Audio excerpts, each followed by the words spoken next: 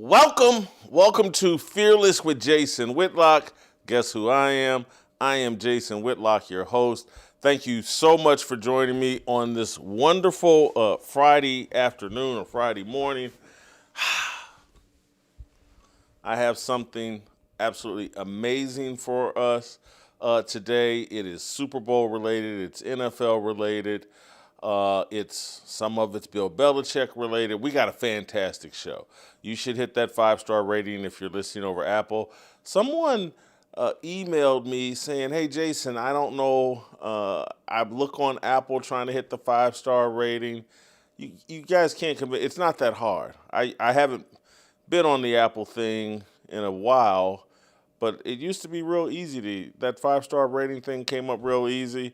Help me out if I'm confused. If someone can help me out so I can help this guy out, please do. But for those of you that can figure it out, please hit that 5-star rating. It's critical. It's important. The other thing you can go do is go to fearlessmission.com, become a subscriber to everything we're doing here at Blaze TV. It's important. Use the promo code FEARLESS. Save $20 on your subscription, your annual subscription. It helps me. It helps this show.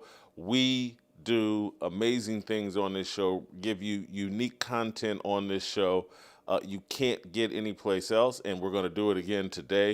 We've had an amazing week. Not to tap myself and my team here on the back, but holy cow, we've been on a run here of great shows, and it continues. We're going to stick the landing here on this Friday afternoon. We're going to talk about this gay Super Bowl that Roger Goodell and the NFL are planning. This is going to be the gayest sports event in the history of sports. It's going to be a disaster. We're calling this Super Gay 1. It's going to be amazing what they're going to do. It's going to be disgusting what they're going to do. And so I'm going to unpack a little bit of the calamity that Roger Goodell is cooking up. Vahe Gregorian, the columnist for the Kansas City Star, is going to join us in about 28 minutes. Vahe has explained his reason in writing in the Kansas City Star why he did not vote for Bill Belichick. He'll come on in about 28 minutes, 27 minutes, explain that. I'll have some questions for Vahe. Vahe is one of the greatest human beings I've ever met in sports journalism. If you can find anybody in the sports media world in the last 30 years to say something negative about Vahe Gregorian, you will have discovered one of the rarest things possible. And so we will treat Vahe with the respect that he has earned and deserved. I just can't say a negative word about Vahe. I can't. And so it'll be interesting to hear him explain his decision for leaving Bill Belichick off the lineup. We'll have an interesting conversation about that. Plus, it's Friday, so that means Coach JB, Jason Brown, will be here.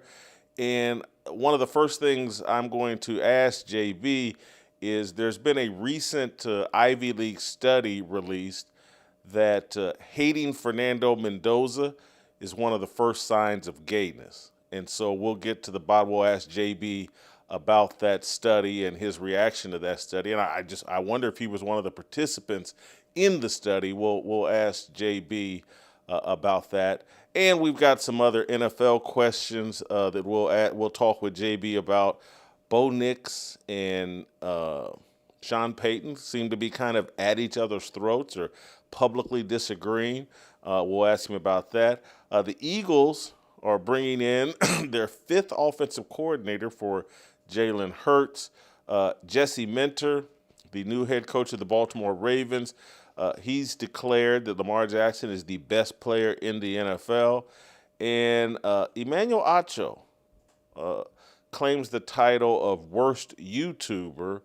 We'll ask JB about that, and then I'll also have some thoughts. I forgot. Literally, I sent these guys a message about Acho and his YouTube video, and I sent him a message like, hey, I'm going to do this in the final block of the show, and then I forgot that I'm going to bring it up with JB as well. So we'll see how I do that. Then at the end of the show, we'll bring Jay Skapanik on, Cooper Flagg, and Con Knipple. Man, they staged a white civil war last night that was pretty exciting.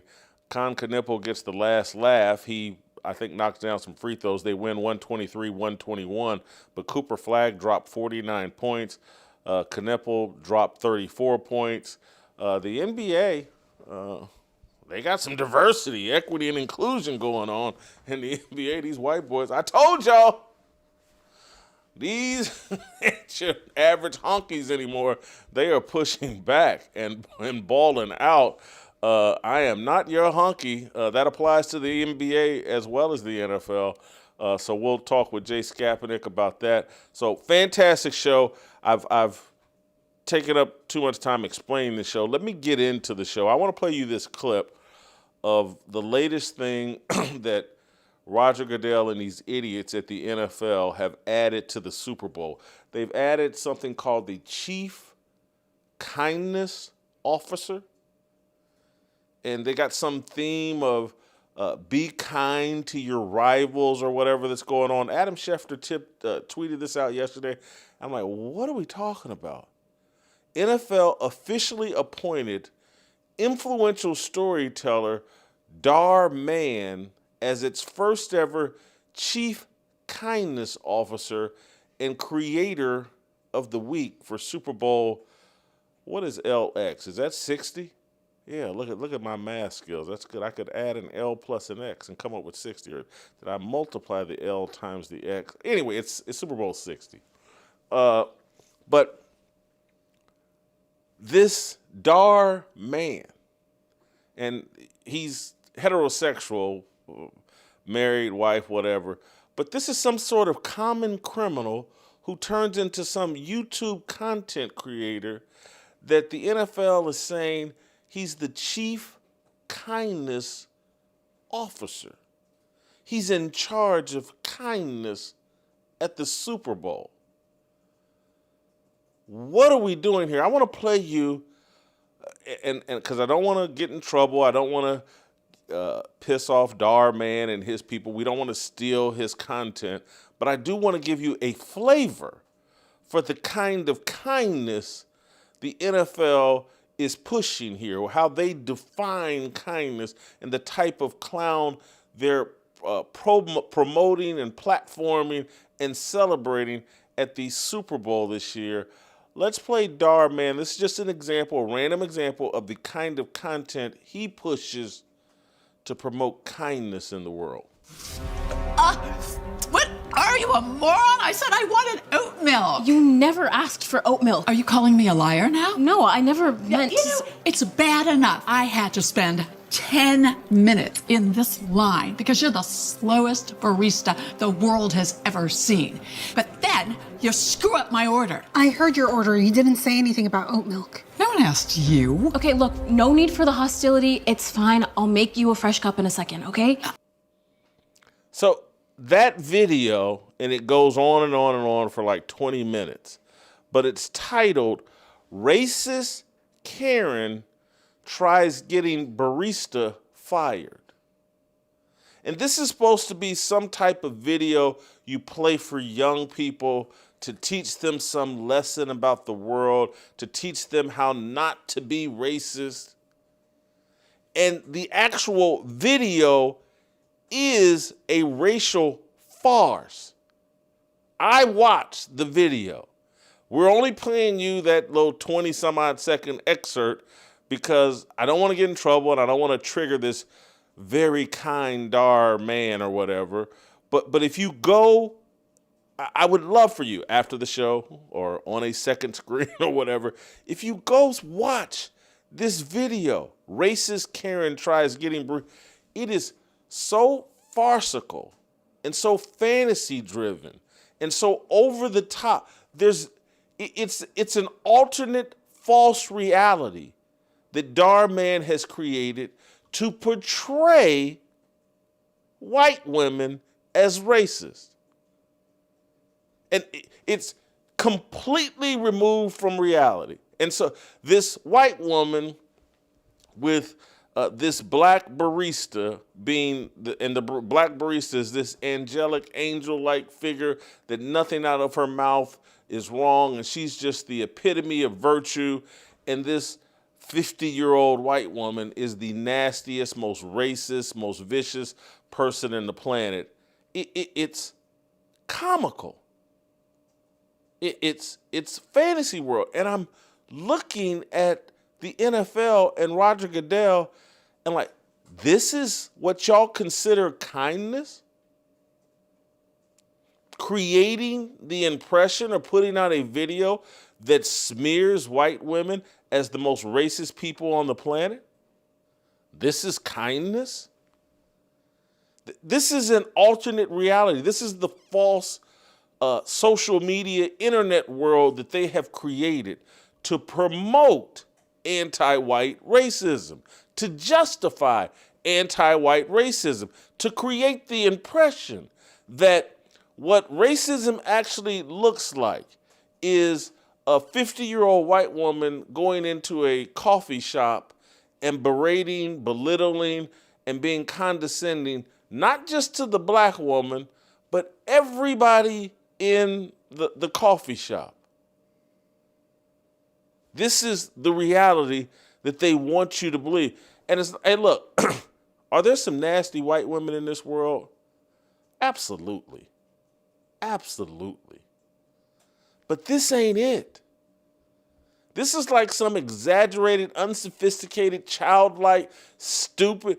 It's a kind of behavior that, like, a racist white woman was like, oh, I would never behave that in public. Now, I might be racist behind the scenes and do sneaky things behind the scenes, but just out in public, challenging people and saying all kinds of stupid things and looking for conflict everywhere, that's not what's going on. That's not the reality. They're acting like this white woman, that we got a bunch of white women running around here acting like George Floyd. It's not happening. This isn't kindness. This is bigotry that the NFL is promoting or has been commanded to promote. And I just look, and I want to go through this laundry list. And part of the reason why I'm saying this is because you guys are, I don't think you'll be shocked, but I've told you all that they don't have enough money printed on the entire planet to get me to watch this year's Super Bowl. I've just had it. Everything associated with this Super Bowl is gay and embarrassing.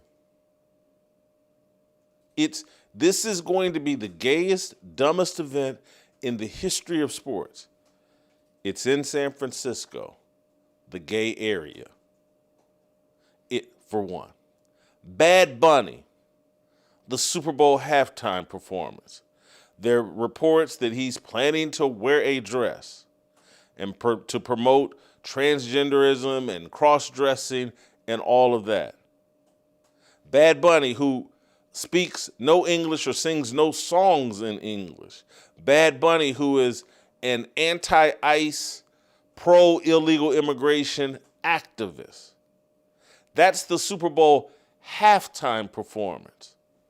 They're trolling us. Everything that Roger Goodell and the NFL are doing as it relates to this Super Bowl is trolling those of us with traditional Christian values. And for those of you that have your racial goggles on and you only evaluate life through a color lens, I apologize that you can't see what's happening. That everything the NFL is doing as it relates to this Super Bowl, and just about everything that it's doing in recent years, is a violation of Christian values.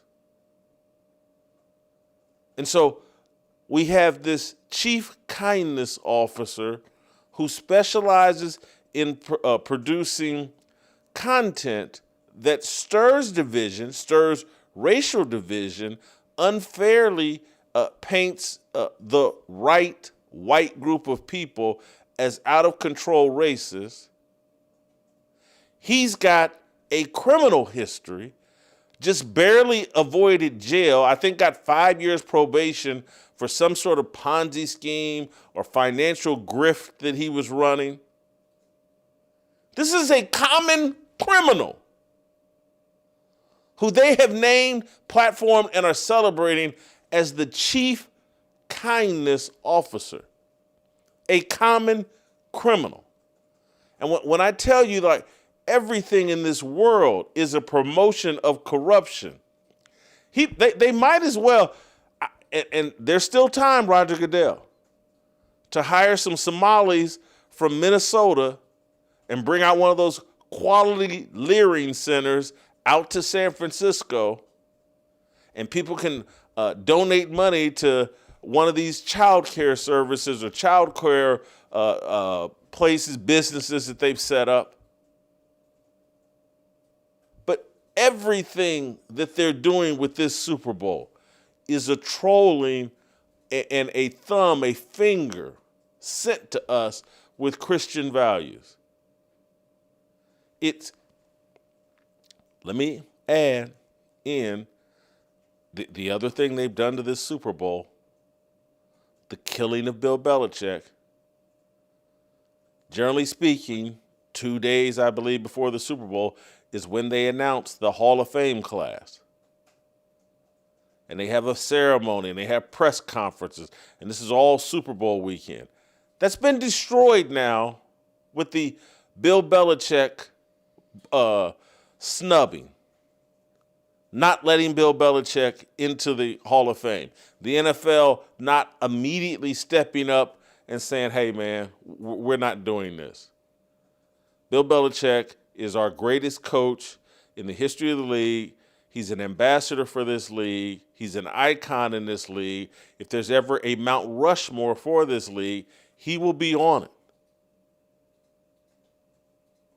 But instead, we've chosen to embarrass Bill Belichick, and it's because any of these, and I've said this earlier this week, but it's like any of these patriarchal icons, they're being torn down. They're being diminished. They're being destroyed. And Bill Belichick sits at the top of that. And that's why there's so much discussion right now going on via social media with these influencers questioning everything about Bill Belichick, alleging, insinuating, suggesting Bill Belichick is nothing without Tom Brady. Are you kidding me? And I know I'm telling you, too many of you put no thought into what you think. You put no thought into your interpretation of the news events that happen over and over again. You put no thought. You just color code everything, or you wait for someone on TV to tell you what to think about it. But the trashing of Bill Belichick's reputation, the assertion that he's nothing without Tom Brady, it violates a Christian worldview. It violates reality. Bill Belichick created Tom Brady. Tom Brady was a 6th-round draft pick that nobody was checking on, nobody wanted, no one thought anything of. Tom Brady, early in his career, was primarily a game manager who was carried by Bill Belichick's defense. And I'm not saying that to diminish Tom Brady, because Bill Belichick developed, nurtured, and brought the absolute best out of Tom Brady. And Tom Brady, the ultimate winner. But the Tom Brady-Bill Belichick story should be a story about older male discipleship of a willing young student in Tom Brady.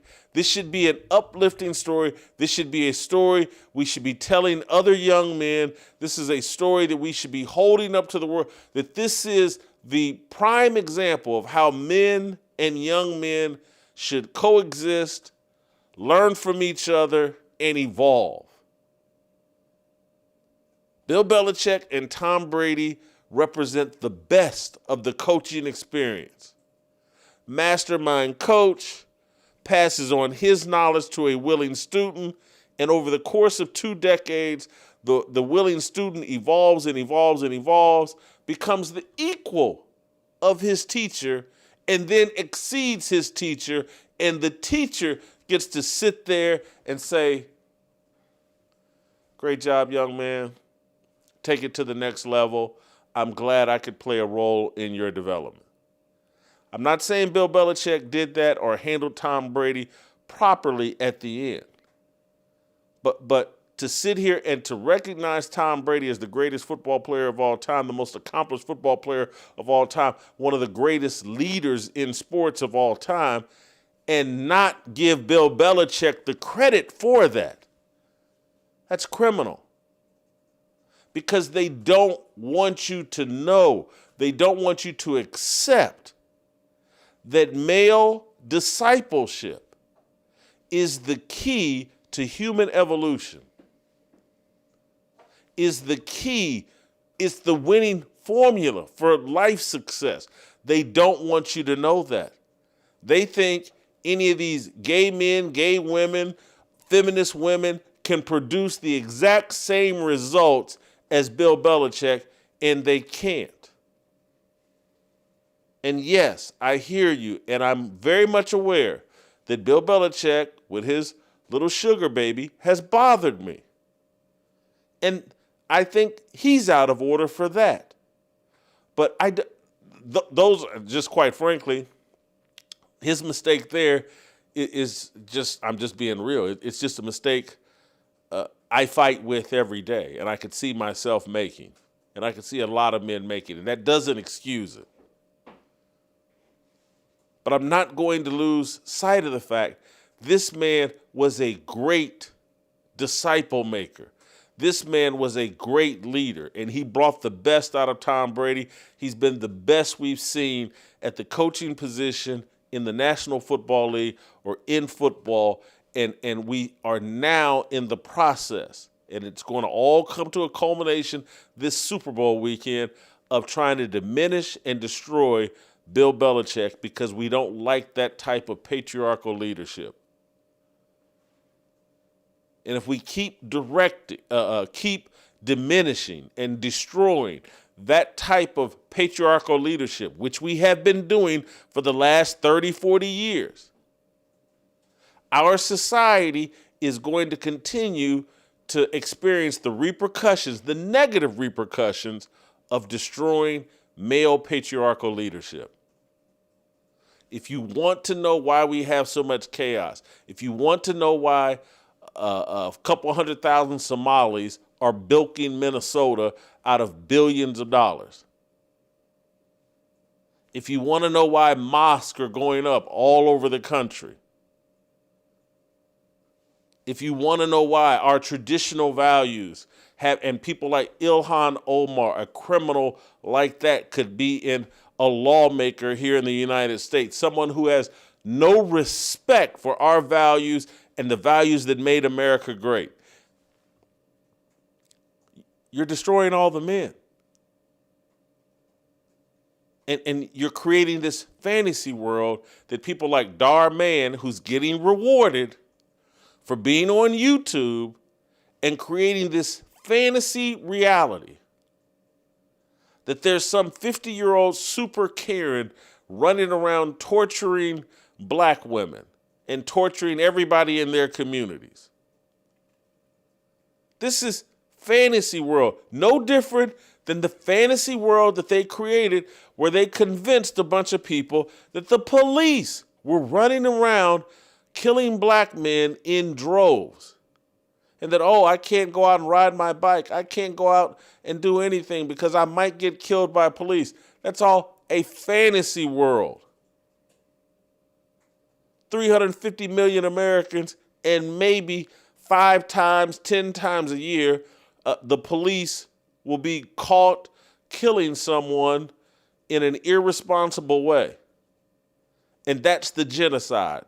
5 times a year, some unarmed black man gets killed for no reason, and George Floyd doesn't qualify because he's not one of them. George Floyd killed himself with drugs and through resisting arrest.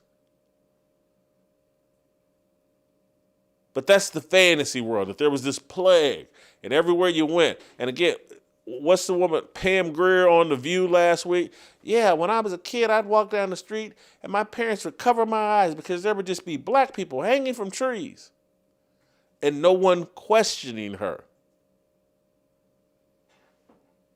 I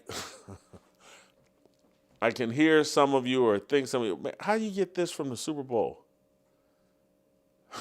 Because the Super Bowl is turning into, football is being turned into a fantasy world, a propaganda messaging world of messages that denigrate American tradition, American society, American values. This Super Bowl, from Bad Bunny to Dhar Mann to the crime that's been done to Bill Belichick, to even having it in San Francisco where they, and I know the 49ers got a great tradition, but that's not a football city. That's the gay area. And they're about to have the gayest Super Bowl in the history of the planet. And you can call me homophobic. I'm not. I'm a Christian. When I see a gay person, I leave them alone. I don't try to do anything to them. I don't have any animus towards them. I've worked with them.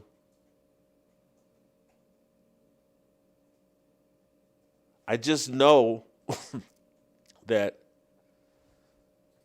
one man, one woman, traditional family, that's how you build a properly functioning society, a society free of chaos. All these experiments that we're trying with all these different family structures and a different society doesn't work. It creates chaos and division and violence and corruption and immorality.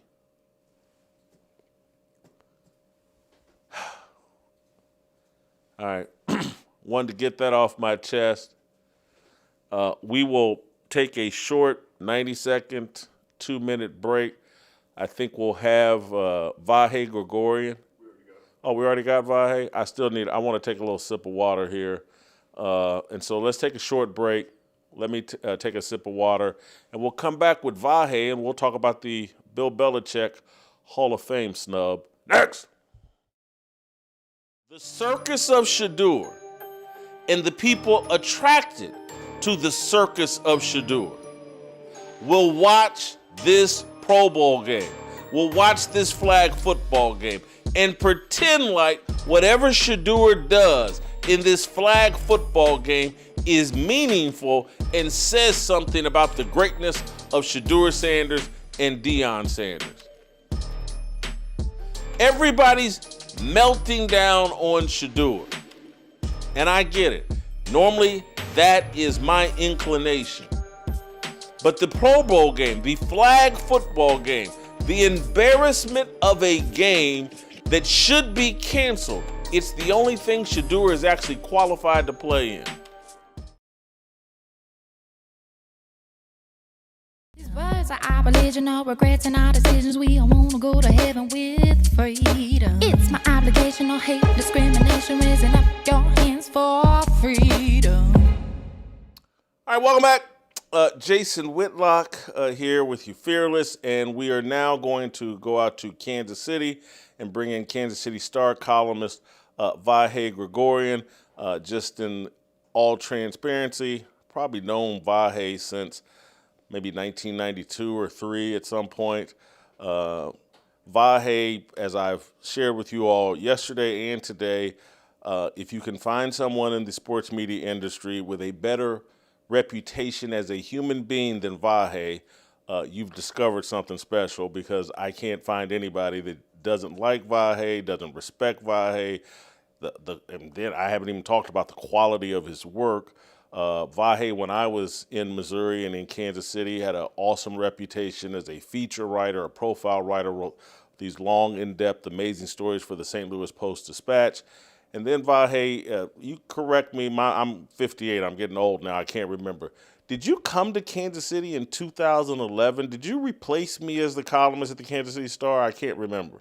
Just a little after. Didn't want to be in position to come in behind you. I came in 2013, Jason. And it's funny you mentioned that about going back to the 90s. I was looking over some Olympic paraphernalia I have here, and I remember some of our adventures included Nagano, Yes. and places like that. But a lot of overlap in Colombia, and it's good to see you again. We're both a little grayer than we used to be.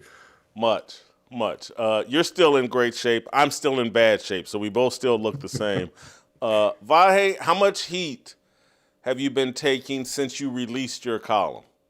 Yeah, I think I don't know how to put it on the meter, but I'd say it's exponential compared to a number of things that I've had come at me in the past. And I certainly expected blowback, understand the dissent, understand the anger.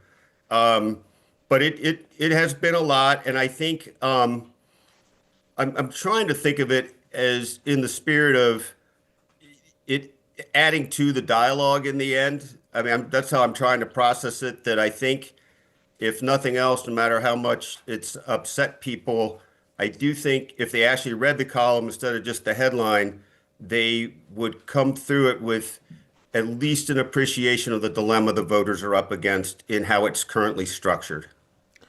What's the dilemma in your mind? Yeah, it's good, and I'm glad you'll give me a chance to sort of say the whole thing out loud, because it probably merits that. The way there's two phases of the voting, basically, or two branches. One is the modern players. That's a whole separate category, and all those are their own debates, of course.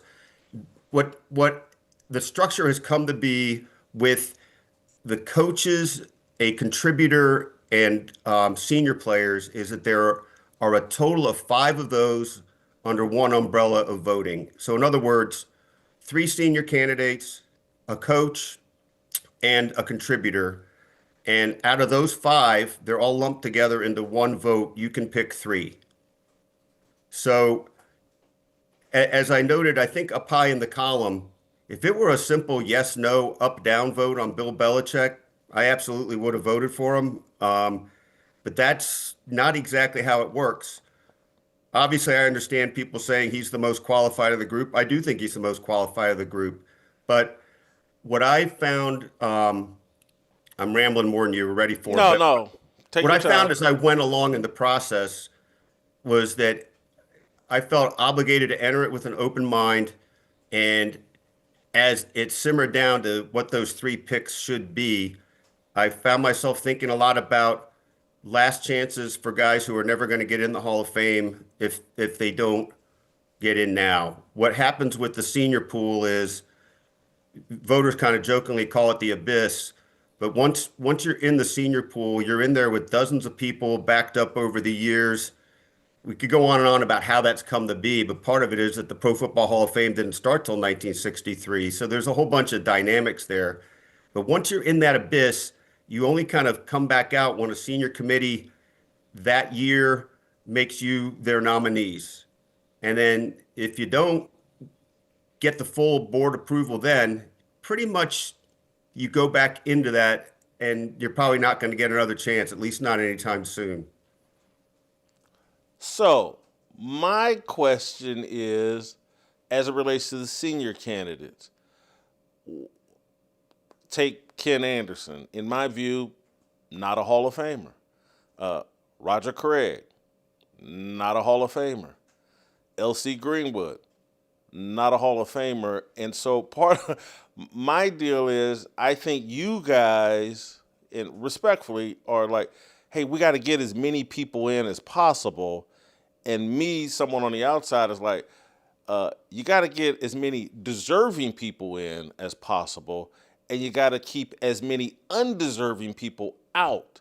And like there should be like hard lines, because if everybody gets in, it's not a Hall of Fame anymore. I totally agree with you on that point. And one of the reasons it's come to this structure, I think, is a reflection of that thinking. I think the thinking is, well, we don't want to dilute the meaning of this. And if I did not think those guys had really strong and important Hall of Fame cases, I wouldn't have just said, oh, we're going to rubber stamp the seniors. I find myself thinking about how the NFL was made and this generation of players. You're a little younger than me still somehow, Jason, but these are a lot of the men I grew up watching that became synonymous with why I love the NFL. They were generational type players. I definitely think the merits of each is an open question, and I think that's sort of the fun in sports. But to me, I think I wrote this in the column, like Roger Craig, when I got on the Hall of Fame committee about 5 years ago, I'm like, Roger Craig's not in the Hall of Fame? I mean, he was, I think, a transformative player on one of the best teams of a 10 or 15-year period. I think he, in a lot of ways, set the tone for the modern running back. L.C. Greenwood, all decade on one of the best defenses ever. Ken Anderson, 4-time NFL passing leader. My little snapshots here probably don't adequately convey what happens in that meeting. And we're not really supposed to talk about how the meeting goes, but the dynamics are, I think, open. And we spent about 3.5 hours talking through these 5 people. I think it was about 3.5 hours, and that's a 5-minute presentation by people who are very informed and passionate, and a lot of comparison points with people who are in the Hall of Fame, all these kinds of things. I will say, though, I don't dispute anybody seeing it differently. I can only speak to how I see it. It's a Rorschach test a lot on how these things go, and everybody has different values. But I guess I do want to assure you and the public, however it should be phrased, that I think if you sat in these meetings, you would be impressed by the rigor and robust nature of the conversation. I actually think you'd really enjoy it, Jason. I think you'd be a good voice in there. Yeah, I think that's why I'm not in there. Because one of the things I would object to, and this, I think this happened long before you, Vahe, they came up with this story or justification of, can you tell the story of the NFL without this person? And from the very first time I heard it, I was like, no, that's not the standard. No, I completely disagree with that. That's a narrative story. That's a storytelling story, and journalists love narratives and blah blah blah, and I get it. But this is about just merit and excellence, and like, holy cow, this was one of the greatest, unbelievable players of all time. It's not about hey, the Hogs were a big deal, and we need someone from the Hogs because they were popular, and so Russ Grimm gets in, and I'm someone that thinks Russ Grimm has no business in the Hall of Fame, and I love offensive linemen, but that's a narrative deal. And so now I want to push back in a way that I think journalists will understand, and I know you can understand this, Vahe. Back when your job was to write great feature stories, the sign of a great feature story would be when Vahe would go, man, look at all these great stories in my notebook that I couldn't squeeze into this story. It's the stuff that's actually on the cutting room floor that's the proof that the stuff that actually made it in is great. And a lot of times you would do a great story and you'd be like, man, all these stories I couldn't get in, I could do a second story nearly as good as the first story. And that's what we've lost sight of with the Hall of Fame. The cutting room floor is the proof that the people in the Hall of Fame are actually as great as we're saying they are. I wish people would understand that rather than trying to tell the full comprehensive story of the NFL, and I need this guy. You can never tell the full comprehensive story in any story. You've only got so much space. And, to me, the Bible did it, but trust me, there's a bunch of other stories that got left out of the Bible. But it's a great... How would you respond to that? First of all, I love the analogy because I think it's a worthy parallel track to how we should look at it. And I do think some of our discussion boils down to Jason Whitlock sees Ken Anderson and says, no way. I see Ken Anderson, I say he's part of the link in the chain and was important in his time. I absolutely respect your argument, and I I stand by mine. But I think it's a really interesting line of thought to keep applying to this. And I do want to credit the Hall of Fame for constantly trying, at least, to have these systems evolve. Find ways. Like, for instance, one of the reasons we're having this furor over Belichick is that the Hall of Fame recently changed the time period between a coach being out of the league and when he's eligible. That has been a little fluid over the years. And a friend of mine told me this. It's sort of apropos of nothing, but I find it interesting as I think about how much we should think this is a players' hall, that, we have to think about. We're thinking about the coaches and contributors, but I guess the last coach to go in on the first ballot was Don Shula. Only 6 coaches have, and that was in '97. You know what coaches didn't? Vince Lombardi, Bill Walsh, and Paul Brown. Now, in a way, it's apples and oranges, but it speaks a little bit to the changing tenor of how the times have evolved, but also how the Hall of Fame's guidance and rules have changed too. So I think it was Mike Chappell in Indianapolis, longtime NFL guy, very well respected guy. He's come out and said that he didn't vote for Belichick, and he framed it as, I voted for Robert Kraft. And I think that's also part of the problem, is that the way the system is, Robert Kraft and Bill Belichick were in competition with each other, and that makes no sense to me. Yeah. Because, go ahead. No, that's all. It speaks to the same point that I think I feel about the whole 5, right? I mean, but that is a pretty significant snapshot of it, right? In a sense, you've got Belichick up against Kraft. And, I mean, should never happen. There, I think, was a perception there might be, a block of voting that would say it's automatically Belichick and Kraft, and then figure out one of the seniors. We can't get into the minds of anybody. That's one of the reasons I figured I should try to write this. I saw a lot of stuff being said about, the way some of the pieces were written was that, it had to be that, Spygate and Deflategate were what people were thinking of, or that I saw people assuming like that, well, since Belichick was kind of gruff with the media, that, media, I just can't believe people would be that petty on that aspect of it, the idea of how he would be with the media.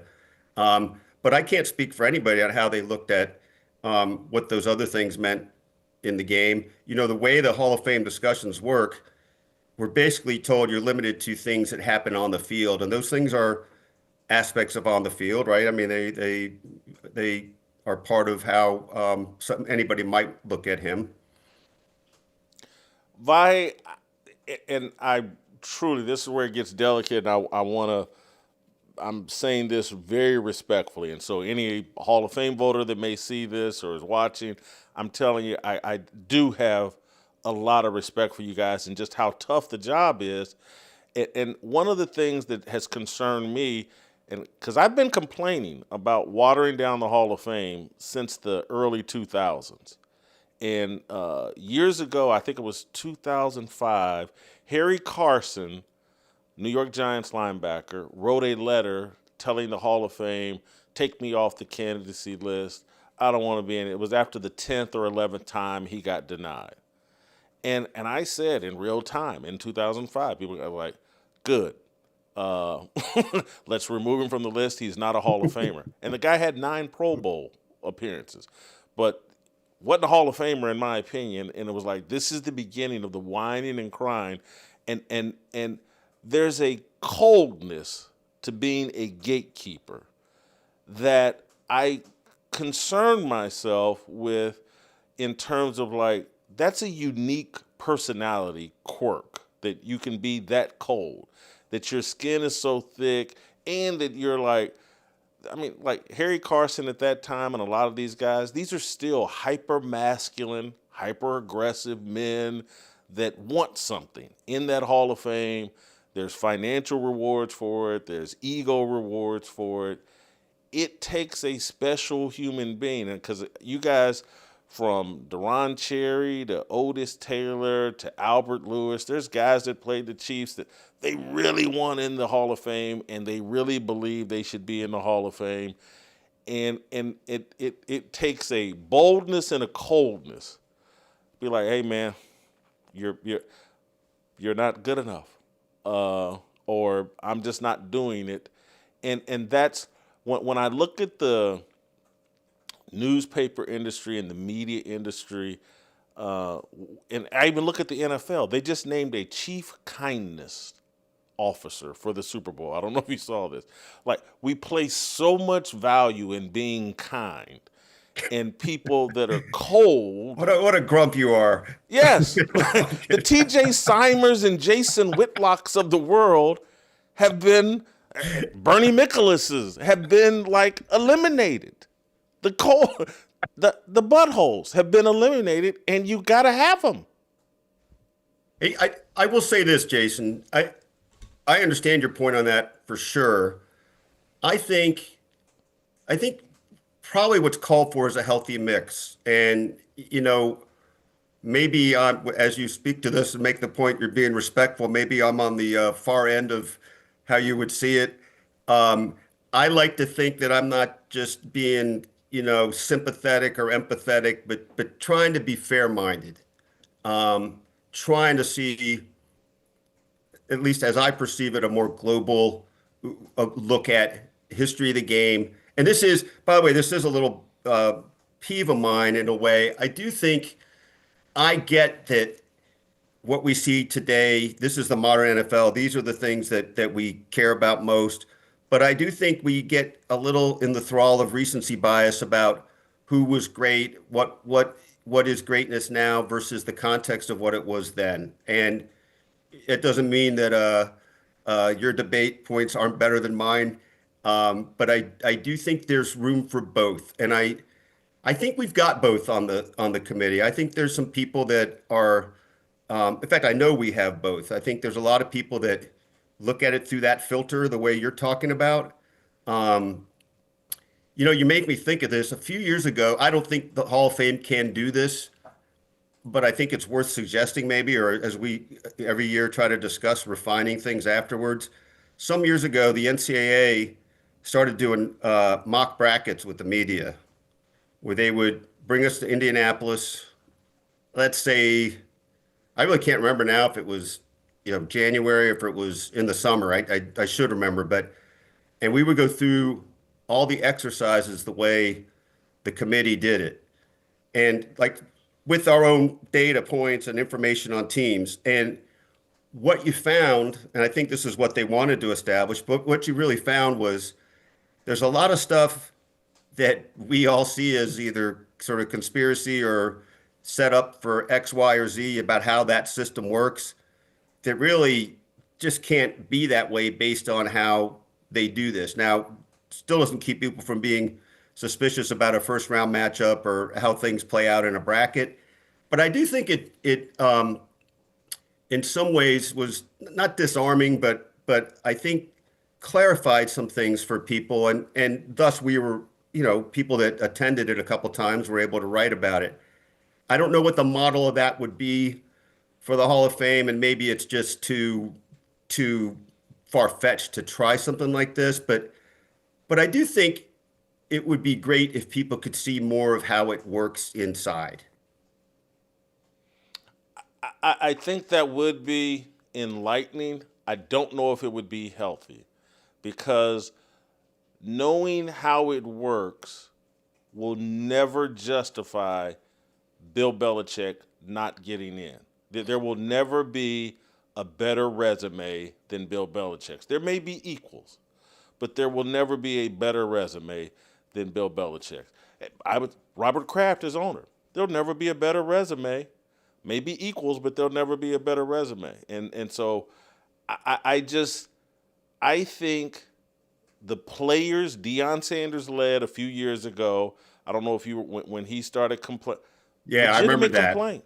Legitimate complaints. And again, it takes, I'm telling you, some of the people that I'll reference here, I like and respect them.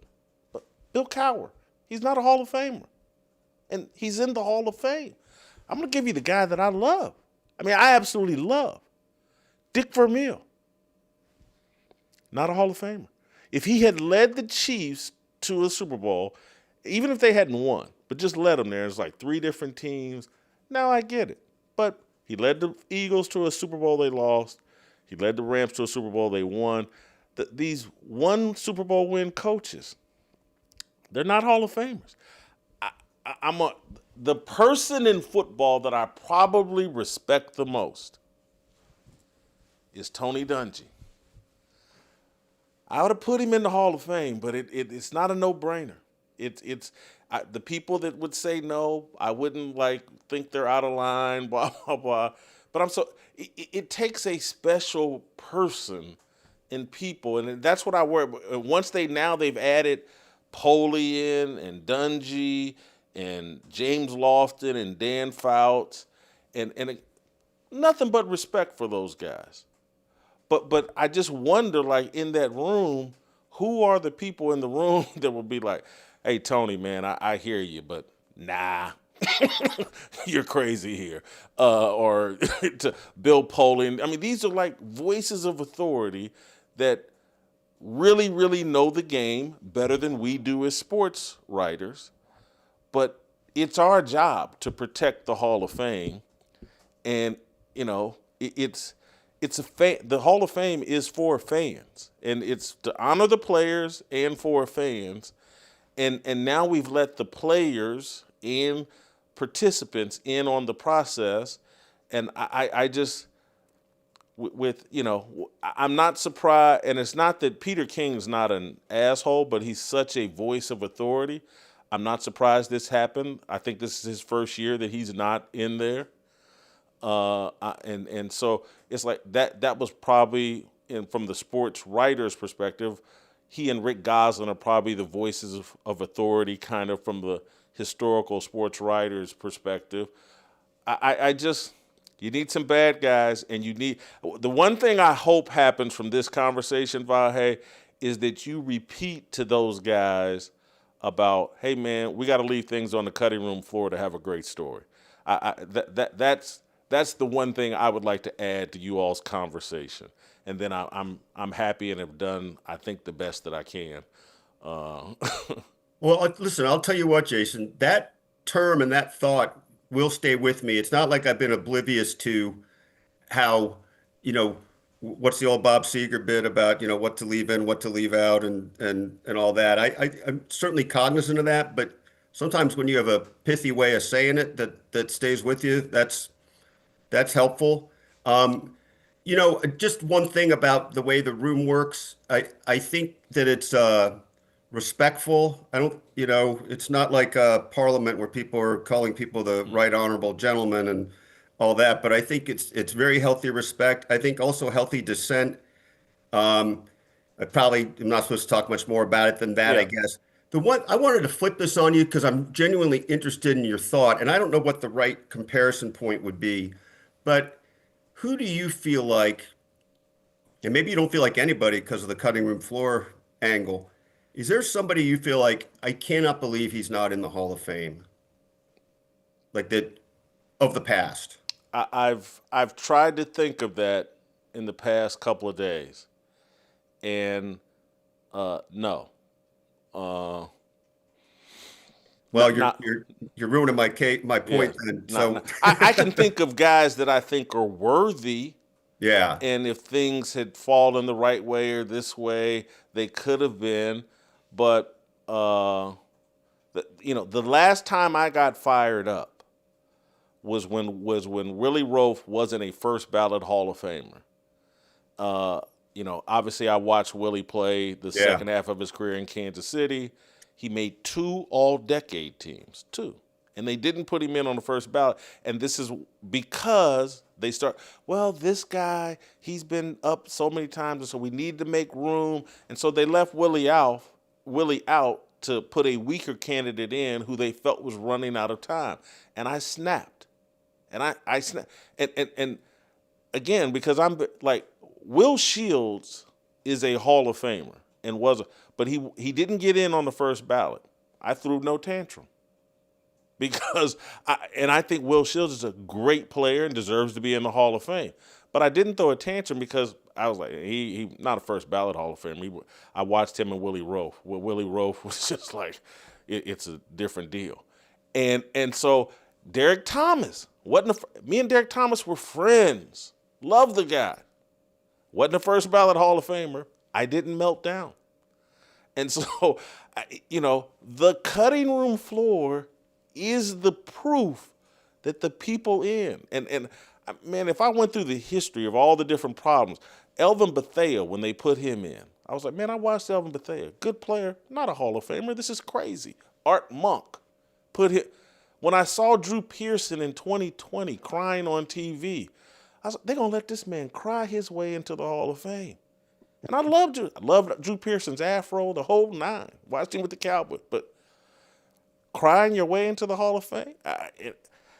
So I can't, and I'm sure there may be someone out there that I think, is Tom Flores in the Hall of Fame? I cannot believe I can't answer that. I don't think so. The Raiders coach, Payton, is he in the Hall of Fame? I'm embarrassed that I can't remember. Yeah. I think he's won 2 Super Bowls. He's in the Hall of Fame now? Yeah. Jim Plunkett, he's not in the Hall of Fame, 1, 2 Super Bowl. I don't think he belongs.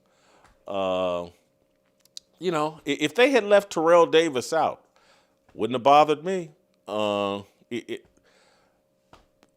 probably thought, particularly you put Terrell Davis in, Sterling Sharp probably needed to go in the Hall of Fame. But again, I actually think that whoever's out is proof that whoever's in is really great, and that's the way it should be. Here's okay. So I can't really extend that part of the conversation with you, but one thing that has informed my thinking a little bit. Luke Kuechly, yeah, should be in the Hall of Fame. Well, he's got a shot right now. Luke Kuechly, he has been turned down a couple of times. Yeah, he should be in the Hall of Fame. There we go. Just this thought, and I think hopefully all these things go into your mind, and then you continue to mulch through them and learn from each case. But one of my first years, I was a presenter for Albert Lewis. Now, you may not think Albert's a Hall of Famer. I don't know what you think about Albert. I don't. I bought his old house in Kansas City, though, but continue. You bought his old house? I hope you got a good deal if you don't think he's a Hall of Famer. Bought it from his ex-wife. Okay. Well, in studying Albert as much as I did, I felt pretty strongly like that he was a Hall of Famer. And it was his last year as a modern era candidate. And what I felt started to happen was there was more of a push for, I think it was Darrelle Revis, who's, to me, qualifications in general are somewhat the same, but I think more in the limelight, Super Bowl champion, things like that. Whereas Albert is here in Kansas City at a time when the Chiefs aren't prominent. Albert's got the whole special teams thing going for him that few have ever had. And it was my perception that people valued the idea of Revis going in on a first ballot more than Albert getting in at all. And I thought the comparison points between them were pretty darn similar, if not, in fact, in favor of Albert. And I think I can ask myself some legitimate questions about how much I've let that influence me. I think that's a worthwhile thing for me to pause and think about. But it is part of how I've thought about things. In the 24, 48 hours since you wrote your column, any regret, any thoughts of regret, any maybe I should have done something different? No. I will say I did not expect Belichick not to get in. And I will say that for all the heat, I think it's worth it because I do think it can lead people that are willing to think about it to ask questions about why the process is the way it is. I do think the Hall of Fame should benefit from how this has gone because, last year Mike Holmgren didn't get in. And again, it was, I think, at least in large part to the structure of, choosing under this one umbrella of things that don't really go together. So, no, here's the last I thing. Here's the last thing I want to ask you about the Hall of Fame. Is what? Here's my real idea, my real solution to all of this: that a player should be a candidate, or a candidate should be a candidate for 5 years, and then never again. If you're not a Hall of Famer after 5 years, you're just not a Hall of Famer.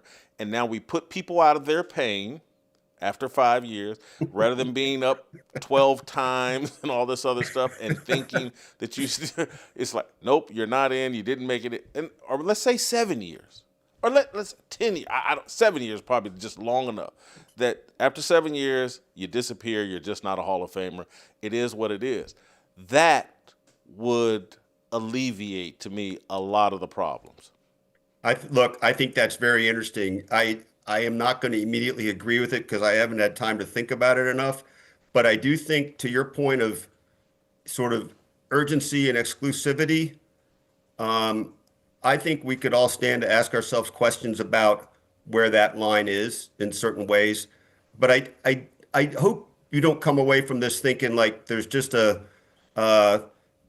turnstile into the Hall of Fame through the way this goes. I mean, I recognize that you think it should be more exclusive, but I hope that if nothing else comes out of our conversation, that you also feel like, these guys really think about it. There's a lot of deliberation, and it's not how you see it, but that at least there's gatekeeping there that is maybe beyond what you might automatically think.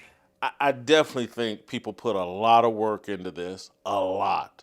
And I think that people apply a lot of integrity to the work that they put into this. But I also think there's so much money at stake for a lot of these former players. They want that gold jacket. They sit around and look at how much money the players are making now. They know they put that gold jacket on. Now I can command $20,000, $30,000 for speaking engagements. I autograph shows. Just my value goes up. And now I'm less upset that these guys are playing flag football and making 30 times the money that I did. And so that desperation that they have and their egos, and some of them have money and people, trust me, Bob Kraft desperately wants to get in. And would he be willing to use his money to influence helping him get in the Hall of Fame? Yes, I believe he would, as I believe most. And that's not a slap at his integrity. That's just the reality of capitalism in America. And so I just think you guys are in a tough position, and the Hall actually needs to come up with rules that satisfy Dion and the other great players that want to be in an exclusive club, and satisfy the fans like me that want to have an exclusive football club, and take some of the pressure off of you guys to think, because everybody goes in, and this has been this way for years. When because Bernie was a Hall of Fame guy, and I remember he got Roger Worley in, and people, they take a lot of pride. I got my guy in, and Roger Worley is happy, and Roger Worley's family's happy, and the organization's happy, and so everything is about inclusion, inclusion, inclusion. And I just want some pushback on exclusivity. I think the inclusion thing has more momentum than exclusivity. And I'm just trying to push y'all towards, hey, remember exclusivity. And as journalists, and you and all these guys, most of these guys are great journalists, they can all recognize and remember, like, proof of a great story is what's on the cutting room floor. We've sort of said this, but it is an interesting irony of the situation that I do think the reason this structure to the seniors, contributor, and coach has come into being is a little bit of a ripple of how Dion put it and the idea of more exclusivity. And yet this, I think, needs to be churned through and thought over more about how it's going to go from here, because I think it's funny how something can all at once be problematic and also be an effort to make something better. So can't answer them all, I guess, Jason, but it's a pretty interesting topic, no doubt. Awesome. Vahe, thank you so much for taking the time. Again, the benefit of being the lifelong asshole that I've been is that no one thinks I'm lying to them when I say nice things about them, because they know I'll say bad things about them. Vahe, you're awesome. And so much respect for you sticking with the newspaper industry and traditional journalism. And I'm sure that applies to a lot of the other guys in the Hall of Fame deal. You guys that have stayed the course and stuck it through, because we've lost something great with the decline in influence of local newspapers. It's part of the reason our democracy and republic is falling apart. Nothing but respect for you, man. Jason, listen, it's great to be with you. I think the last time we really got together was maybe in the press box in Dallas a few years ago, and don't see enough these days. But listen, I'm really delighted you'd have me on, and thanks for engaging the discussion further. Blair Kirkhoff, if you're watching, I love you, and I hope your health is going great. I can't remember. Is there anybody else left from my days? Randy's still around. He's just not working. Randy Kovitz? No, he's still here in Kansas City. We see him a lot. Yeah. But he's just not at the paper. And Adam Teicher retired. I know Adam retired. And Randy, I'm sure you'll be gossiping about this somewhere. Anyway, thank you, Vahe. All right, awesome Jason. job. Take care. Appreciate it. All right, let me take another sip of water when we come back. I'm going to get to the bottom. JB, I don't know if he's heard about this study. Could we put JB up on screen? I want to give him a chance to marinate on this question while I take a sip of water. JB, there's been a study released out of, I think it's Harvard. I want you to marinate on this, but this is their study. I had nothing to do with this. That hating Fernando Mendoza is one of the number one indicators of gayness. And so when we come back, I'm going to ask you about it next.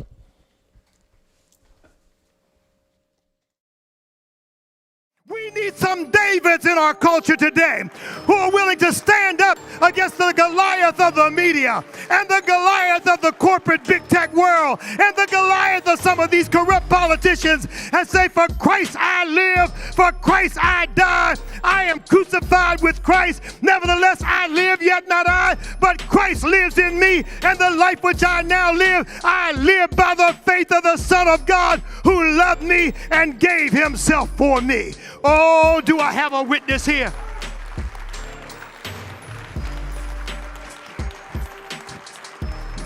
God doesn't need black men to stand up. God doesn't need white men to stand up. God doesn't need Asian men to stand up. God doesn't need Hispanic men to stand up.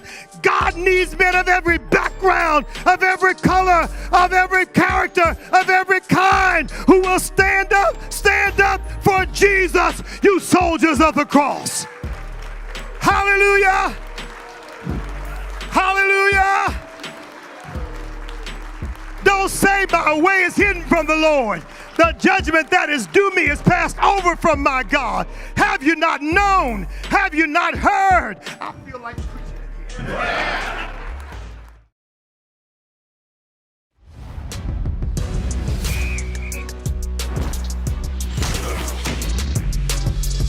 But what do I know?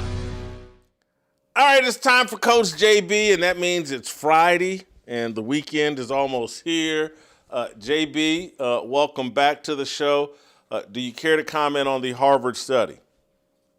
I would assume that they must have had it skewed, that you're gay if you do agree with his takes. Let me ask you something. Are you on the Smitty thing that the crybaby head coach now is the new trend, and that's right there with Fernando Mendoza and everything else that's gay in America? Are you with that? The crybaby head coach is the new trend. Oh, Josh Allen is a quarterback. He starts crying, and you get the little boys to start crying in his jersey, and then you get Fernando Mendoza to start crying, and then listen to the macro take here. So you allow women in the space, you allow women to coach, and then you have Bad Bunny performing, and then All this is adding up, isn't it? Stacking up. And now we have Joe Brady takes the job, can't stop crying. You have Mike McCarthy crying at his press crying. By the way, stop with the Mike McCarthy crying thing that this is his dream job. He cried 5 years ago in Dallas. I got the video. This is a joke. It's a mockery. This used to be an alpha sport. I love Robert Saleh. I had to clap it up today on my show. He went in there and said, we're going to play with tremendous swag, speed, tenacity. He's a man's man. What happened to men in our spaces? Man. And now Jason Whitlock, of all people, have bowed down to the beta males and will be watching Bad Bunny perform with Fernando Mendoza in his living room in Nashville. Wow. You could not pay me to watch this Super Bowl, and I might shoot my TV if I was watching when Bad Bunny comes on. How far we've fallen, Jason. I'm going to say this. I believe Mike McCarthy's tears in Pittsburgh are genuine. Guy grew up in the Pittsburgh area, grew up a Steelers fan. He's got his family sitting on the front row. They're Steelers fans. And he's getting his third head coaching job. Green Bay, Dallas, and Pittsburgh. You damn sure he should be crying. He hasn't won a Super Bowl in 15 years or whatever, and he gets his third job at an elite franchise. He's overwhelmed with gratitude, and he knows he's probably gotten over on somebody, and so he's crying.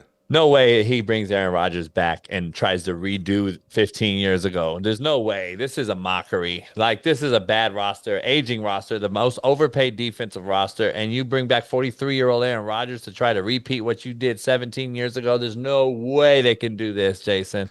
No way. You can do it if you draft a quarterback. Who's going to be drafted? Who's in the quarterback class, Jason?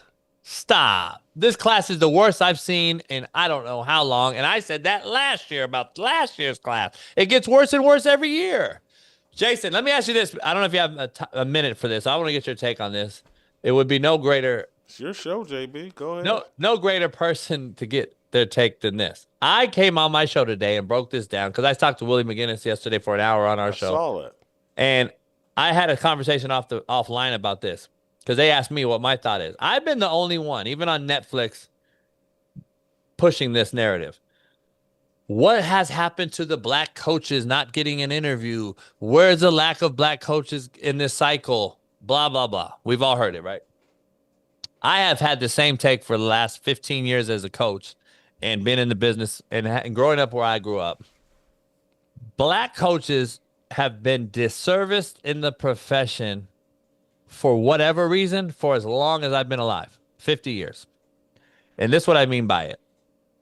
We take the black coach and we get them to be the number one recruiter on our staff because 80% of the roster is black. So we go get those players and we ask those young black coaches to go get those players. Then we ask that same young black coach to be the athlete tamer. However you want to spin that. Sean King came on. Negro Wrangler is what they call him. Yeah. Wrangler. There's all kind of different. You can say that, JB, on this show. You can say Negro Wrangler. Go ahead. So go ahead. I want to piss. Sean King said the zookeeper. Sean King said the zookeeper, and I said, "Well, you say that, not me." Here's Negro Wrangler, Sean. Anyway, go ahead. What happens is you spend your whole day and time chasing around the talent you brought in, making sure that their dirt and dust don't get to the head coach's office and desk. And if your guy's room, running back coach, wide receiver coach, whatever, if your bad stuff gets to the head coach, then you're probably being fired. So you spend your whole day doing that for the head coach. You never learn how to become a head coach. You never get how to create a culture, create a program. Come up with your own ideology, your own philosophy. You never do. I've seen it firsthand. That's why I stand on this. Then what happens is, Jason, you hire me as a young black coach at 21, just finished playing at Ball State. You knew a guy that knew a guy and said, hey, hire Darnell Smith. You know him. He didn't make the league. He's 21. He just graduated. I hire him as a GA. He graduates with his bachelor's. He finishes his bachelor's as a GA, getting me coffee. And then I throw him $100,000 as an analyst 2 years later. He met his 2-year GA requirement. I hire him as an analyst now where we can pay guys pretty decent money. So now I make him the on-campus recruiting coordinator. So every kid that comes on campus, he has that job title. He's controlling that narrative. When is this guy getting his feet wet as a coach that he wants to be? When is he learning the actual game and position? When have you taught him how to interview? What's Eric Bieniemy's biggest knock? He don't interview well. Now, where is he? Back in Kansas City under who? Andy Reid, who titles him the OC. Andy calls it, not Eric Bieniemy, never has. So, again, that is my take. I want to get your response to it. I'm going to give you my response. You come on this show complaining about these coaches crying, chastising me for crying, saying that I've gone soft, and then you come on with the softest take and the take removed from reality. Completely removed. Let me break it down to you. JB loves to claim he's street. I'm about to snatch your Compton card and call Willie McGinnis and all these guys. Are we sure this dude is from Compton? Are we sure JB's from the street? Listen, having known a lot of assistant coaches, a lot of black assistant coaches, these guys love to be out on the road recruiting because it gives them an excuse to be out on the road and in the streets and in the sheets. And when I lived in Kansas City, and I used to make Ball State come over and recruit the Kansas City area. Not going to name the coach, but black assistant coach, loved his trips to Kansas City. And as soon as he'd come there to recruit, I'd be the first person he called and would be, meet me at Diamond Joe's. And that's where we would meet. And that's where he would be doing his recruiting from as I handed him players from the Kansas City area. Look, man, this life, this world is what you make of it. It's what you go out and seek. If I want to be the great position coach, if I want to be a play caller, I'm going to ask for, seek out. It's not going to be, well, the coach didn't bring me in and teach me how to call plays. It's going to be, I went to the play caller and sat up underneath him and demanded that he teach me how to call plays. Impossibility. Go ahead. It's not an impossibility, JB. It's not. It is. Go ahead. It's not an impossibility. I'm going to cook you. Because Go ahead. you're going to cook. Look, that whoever the play caller is, what you need to do is humble yourself and say, do you need me to go get coffee? Do you need me to go get your lunch? Do you need me to give you a foot rub? Whatever you need me to do, but I need to be in the room and learning what you do. I just told you he cannot do that. He's running the on-campus recruiting coordinator job, or he is the administrative assistant to financial aid coordinator. JB. What have you. Let me walk you through. Let me tell you what, and I'm sorry, I apologize for this narcissism, but I wanted to be a great sports columnist as soon as I possibly could. And so I got a job in Charlotte, North Carolina, working in a bureau in Rock Hill, South Carolina, covering high school and Pee Wee League sports. And so I would go cover high school and Pee Wee League sports, and then I would pimp myself out to other editors to do the things that would get me the attention. And so they actually put it in my yearly evaluation. You work too much. You put in too many hours. And that's because I didn't want to be a high school sports writer forever. And so I did other things and pimped myself out to other editors so that I could do more, get attention, and get myself up out of there. And in a year and a half, I went from covering high school and Pee Wee sports, but because of the extra work I did that had nothing to do with sports, I wrote a long profile piece on Jodeci, the R&B group. They're from Charlotte, North Carolina. I wrote a column about MC Hammer coming to town when he was the biggest thing in rap. I wrote a front page story about black kids and me wearing these baseball caps with the Malcolm X thing on it.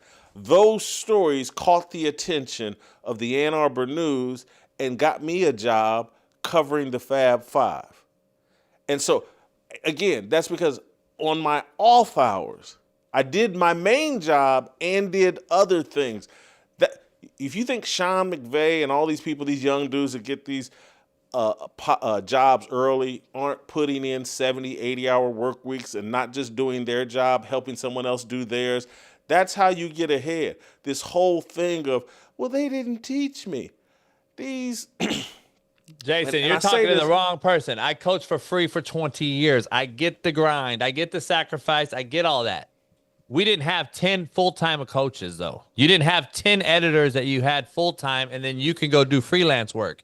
These cats have to do all that. And by the time they go in to speak to the play caller, he's gone. He's out of the office. Excuses. No, here's where coaches get better. No, here, listen, I'm with you. I'm not going to give everybody an excuse. What I'm going to tell you is, though, in this space, it's a little different because the way you learn is through osmosis, being around a guy at a bar on a napkin, drawing up plays, teaching you. This is where I learned the most at. From Noel Mazzoni and all these guys at a bar, sitting there with 3 or 4 guys, not 50 at a clinic, because they don't give you the real. They give you the casual take. You have to go grind and learn it from somebody in a more intimate setting. That is where these guys learn. Nowadays, with the money being thrown at them, though, JB, they have to do their job other than going to learn how to get football-related drills or how to run a program. I got an adopted son by the name of Dante Love. He was an awesome wide receiver at Ball State. Probably would have been a 2nd or 3rd round draft pick in 2008, 2009. Led the nation and he broke his neck against Indiana University. He broke his neck in 2008. Me and him became like my adopted son then. No, when he couldn't play football anymore. He recovered, but he couldn't play football anymore. I paid for him to be an assistant coach with Brady Hoke when they went out to San Diego State.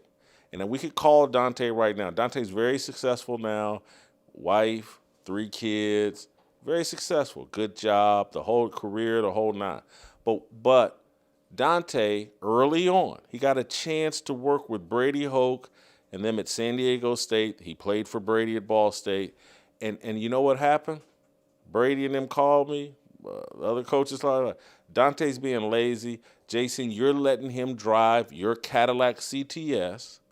And I was, because I had 2 cars, and I let him have my Cadillac CTS. And Dante was riding all around San Diego, getting as much poontang as he possibly could, rather than focusing in on coaching.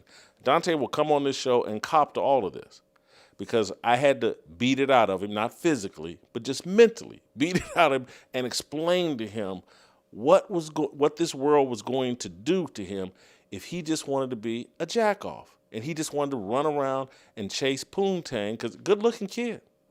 If he just wanted to do that. He blew his opportunity to be a coach.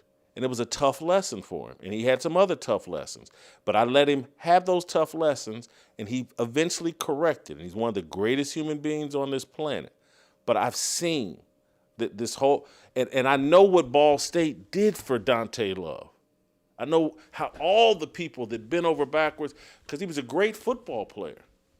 But Jason, you're not about to throw black players only, black kids or coaches only in that boat. I know the most cheating coach in the nation, I know firsthand, are white coaches. Stop it. That's not what I'm saying. You made the point. You started this conversation out about why black coaches aren't achieving. And listen, here's the thing. The white side of it gets the nepotism higher. And what happens is, and too often than not in the world, you know this, we try to create a good by making 2 bads. And what happens is we took nepotism on this side of hire. Sean McVay, you mentioned, by the way, he's not Sean McVay without who his daddy was. He was 30-year-old head coach. You think he earned that? Stop. Now, going back forward, let's forward this. So we created what's called DEI for the brothers, the sisters, and everyone else involved. And they thought that was the equal to the white nepotism hires. Now we created DEI, when in turn, both hires are horrific, and we don't hire the best person, regardless of color, regardless of any of that.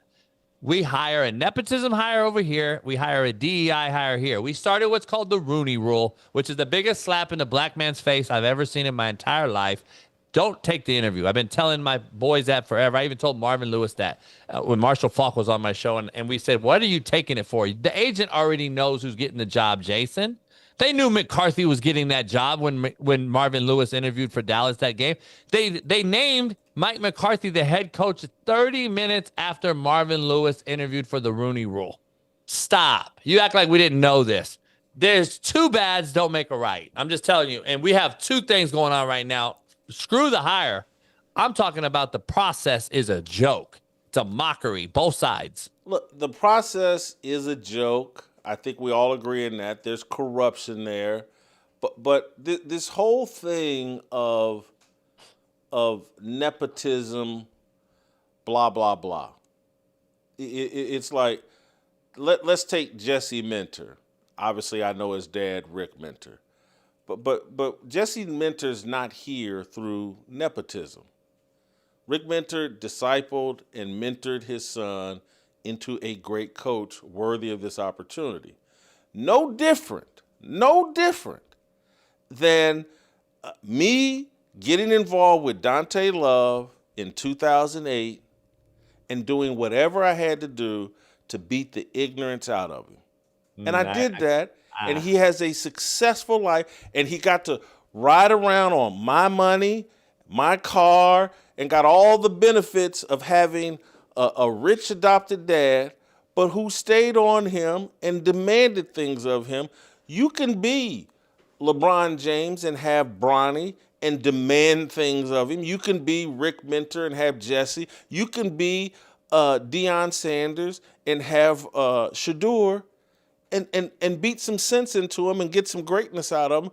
There's nothing wrong. It's actually good when a father disciples his son properly and just doesn't give him things.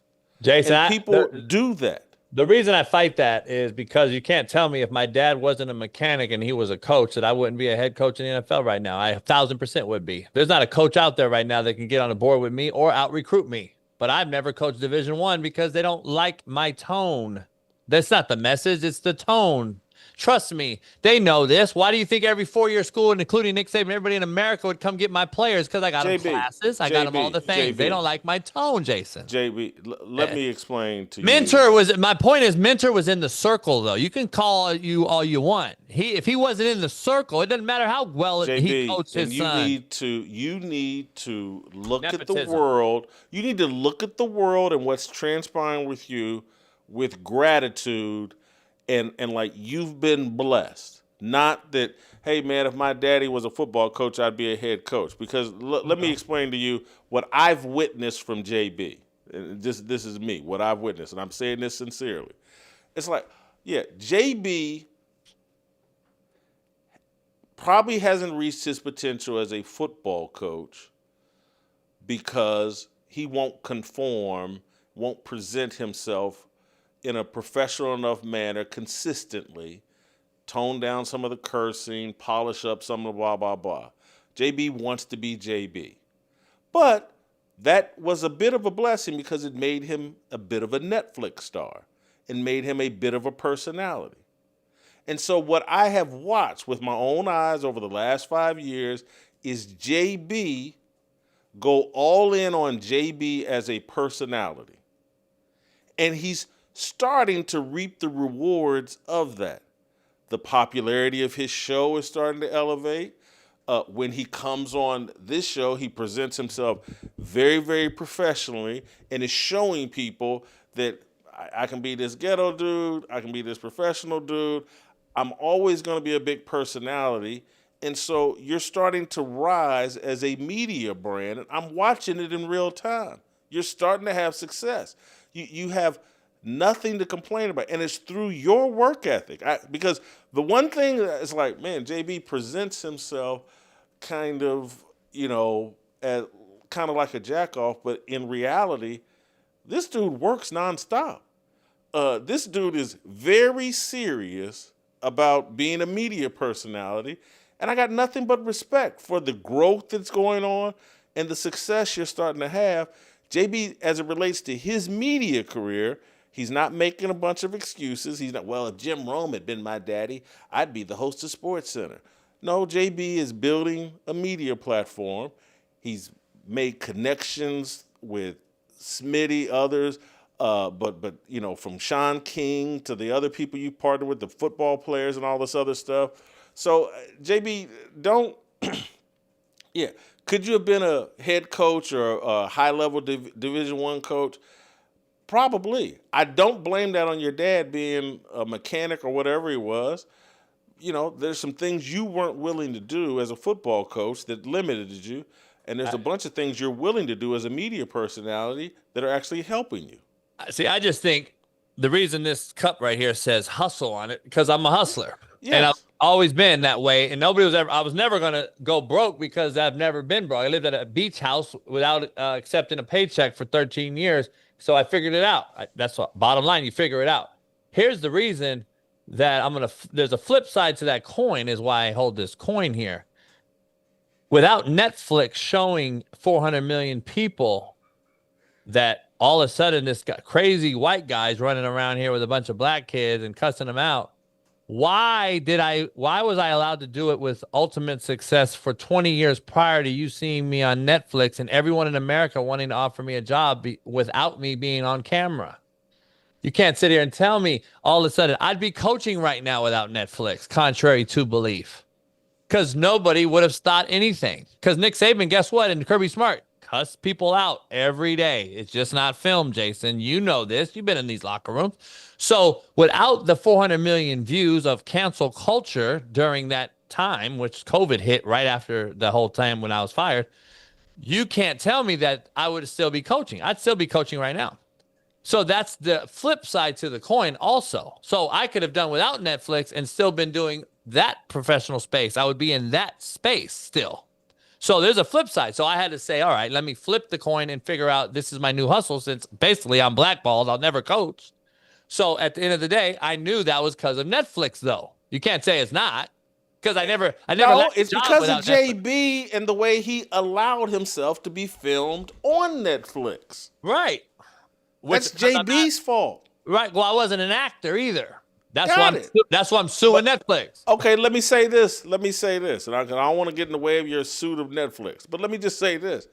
If you wanted to coach again, and you could do that in a year and a half, 2 years' time. All you'd have to do is change the way you present yourself on your platform, go more professional, and trust me, someone would give you a second chance. It would happen. You prefer to be JB the person. You love JB the personality. Because that's who got 300 guys Division I scholarships and 28 guys to the league. 8 Super Bowl champs, 10 first rounders. That's why. And I only coach JUCO. No. That's all I'm saying. Here's the mistake we as men make. It's like I could sit here and say, because I had this whole big sexy persona. And being overweight and lustful and all that other stuff. And that's what made me popular as a columnist. And, being fat. Being fat didn't have nothing to do with my success. It probably held me back, but I was so talented and had such a work ethic that I was able to overcome it. And so, you're pointing to things, hey, being JB and cursing and this and that and blah, blah, blah. That's why I was successful. Nah, if you were successful coaching because you knew X's and O's and you outworked your competition, and perhaps your presentation actually limited your amount of success, you just failed to recognize that. It could be two things could be true also, but I wasn't gonna be lacking a job offer with Netflix. Netflix is what stopped the offers from coming in. That's just a fact. Got it. But I just want you to understand that this is bigger picture, and I don't want to. I get it. Go too far, but it's just like everybody thinks being themselves is so important, and it's not. And Cam Newton, we just had this. Cam Newton thinks, playing dress up and all that other stuff and presenting them. That's who I am. And that's important. I'm my authentic self. And eventually, hopefully, before you leave this world, you'll figure out that being yourself and being who you are isn't important and is actually a mistake. But Jason, you are literally that. When we die, we can't get the U-Haul. We can't put our possessions in there. We die for one thing, what we stood for and what we were. You're going to go down as the guy that the hood don't like, the culture don't like, because you stand on your business and your side, and that is the truth teller, and the truth has no emotion. And then on the other side, you're saying that we shouldn't be that way, but you're being your authentic self. You've been that way since I've known you, regardless of weight, where you were, what network. My authentic self was in strip clubs, in casinos, dating women too young for me. I think that was your immature self. I think you matured. That's mature. Me. No, that's me. That was me too. Every day wanting to do that, JB. But that was me too, and I stopped doing. My baby mama's a stripper. My daughter's 28 now. So like I get it. I won't go into a strip club if you paid me. I haven't been in one in 25 years. I don't do that. I've never done a drug in my life. I've never smoked weed in my life, and I've never smoked a cigarette. This is the only thing I've ever smoked. And you can say what you want. Oh, you from Compton. You were raised by the biggest dope dealer freeway, Rick Ross. I never slang dope. I never did it. The bottom line is I was always going to be myself, and that's the point I'm trying to make. I was never going to wear FUBU and Jordans and jerseys, and I was going to wear a white T-shirt, no jewelry. I never wore jewelry. I never did any of that stuff. Being from Compton, when everyone else did, I said I'm going to be a leader, not a follower, because leaders create more leaders, not followers, and that's why I became a coach. I was like, you know what? I'm going to be different. I'm going to help these young cats do something that their own people wouldn't do. So I take hate the same way you take hate for standing on business when they really don't know who we really are. That's the problem. Netflix depicted me a certain way when for 20 years without Netflix, I was the guy being me. So that's the point I'm making. I get it. I get you. You're wrong, but yeah. I'm going to go back to, you never answered the question, but studies reveal not gay, and Fernando's gay. Hating Fernando Mendoza is a sign of gayness. But you know what I heard? It's funny. I heard from a psychologist and you know what I heard? That this could be true because I've coached these kids and you've been around them as well.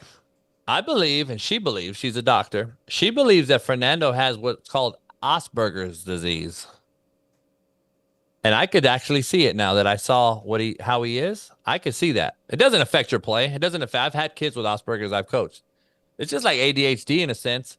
I could see it. Very emotional, I could see that. He's now playing a doctor on this I could see that. I could see I'm going to get a hold of his people and ask him if he has that. I don't think what he has is Jesus Christ and a relationship with him. Let me move you on, JB, to Bo Nix and Sean Payton. Let's play a clip here of Sean Payton talking about Bo Nix's ankle. Let's play the clip. A condition that was like predisposed right at that they always find a little bit more when they go in, and it wasn't a matter of if, it was a matter of when. So God's got a plan for him, and he said he had one in high school, and then he said he had one at Auburn. And I said, I didn't realize that. I said, if I'd have known that, I wouldn't have drafted you. Here's Bo Nix's reaction. Let's play that. Didn't have any predisposed issues. Man, my ankles were feeling really good. I don't think he really should share how many surgeries I've had in the past, to be honest with you. But because I don't, he doesn't really even know that. But I think it's going to be good, to get back, get to work, start from ground zero. Does Bo Nix have a problem with Sean Payton? Well, yeah. Have you seen him? They really have a father-son relationship. I know for a fact they do, and I know Sean pretty well. He'll get in your ass, and he's gonna rub you the wrong way, sure as I've done, and you do, and everyone else. I just want to warn you. We just talked about the Fernando Mendoza deal, and now you're talking about Sean Payton getting in someone's rear end. Coincidence, or are you trying to tell us something? Well, that's coach talk. That's what alphas do. Okay. I know you're back on your beta tip.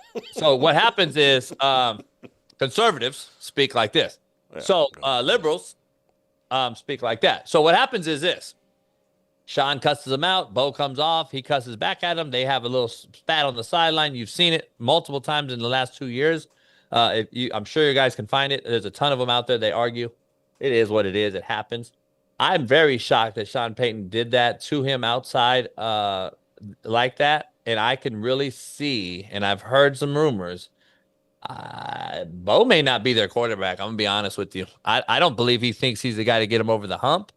And I think that's his way of that's his out by throwing him out there like that and then waiting to see if Bo Nix would bark back like he did publicly. And now you have a tit for tat. And listen, remember, if we're talking money-wise, he's on a rookie deal. Are you really going to give Bo Nix, from what you've seen in 2 years, a Tua, Kyler Murray, Trevor Lawrence deal when it comes down to contract time? I'm not.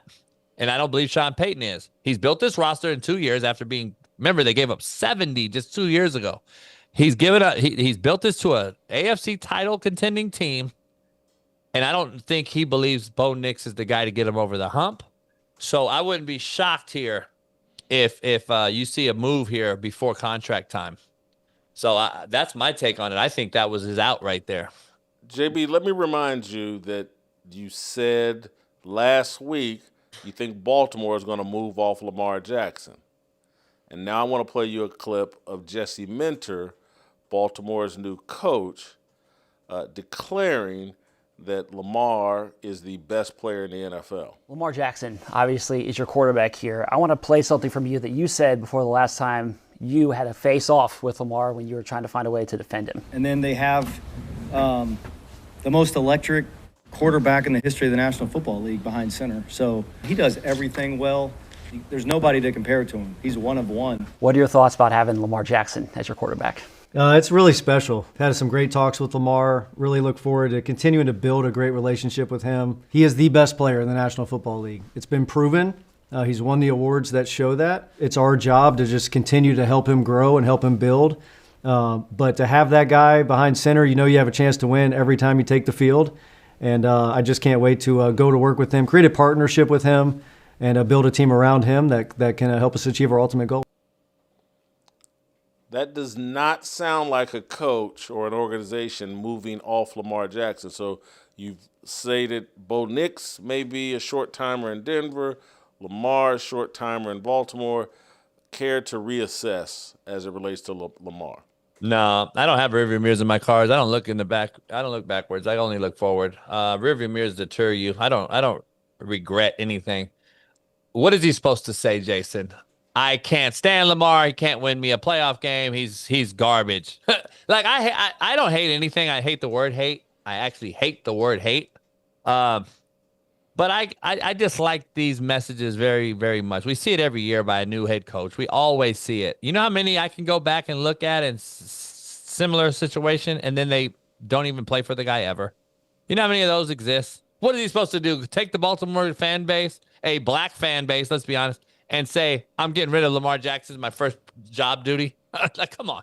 What is he supposed to do? He knows what it is. He was on staff already under Harbaugh there. What is he supposed to say?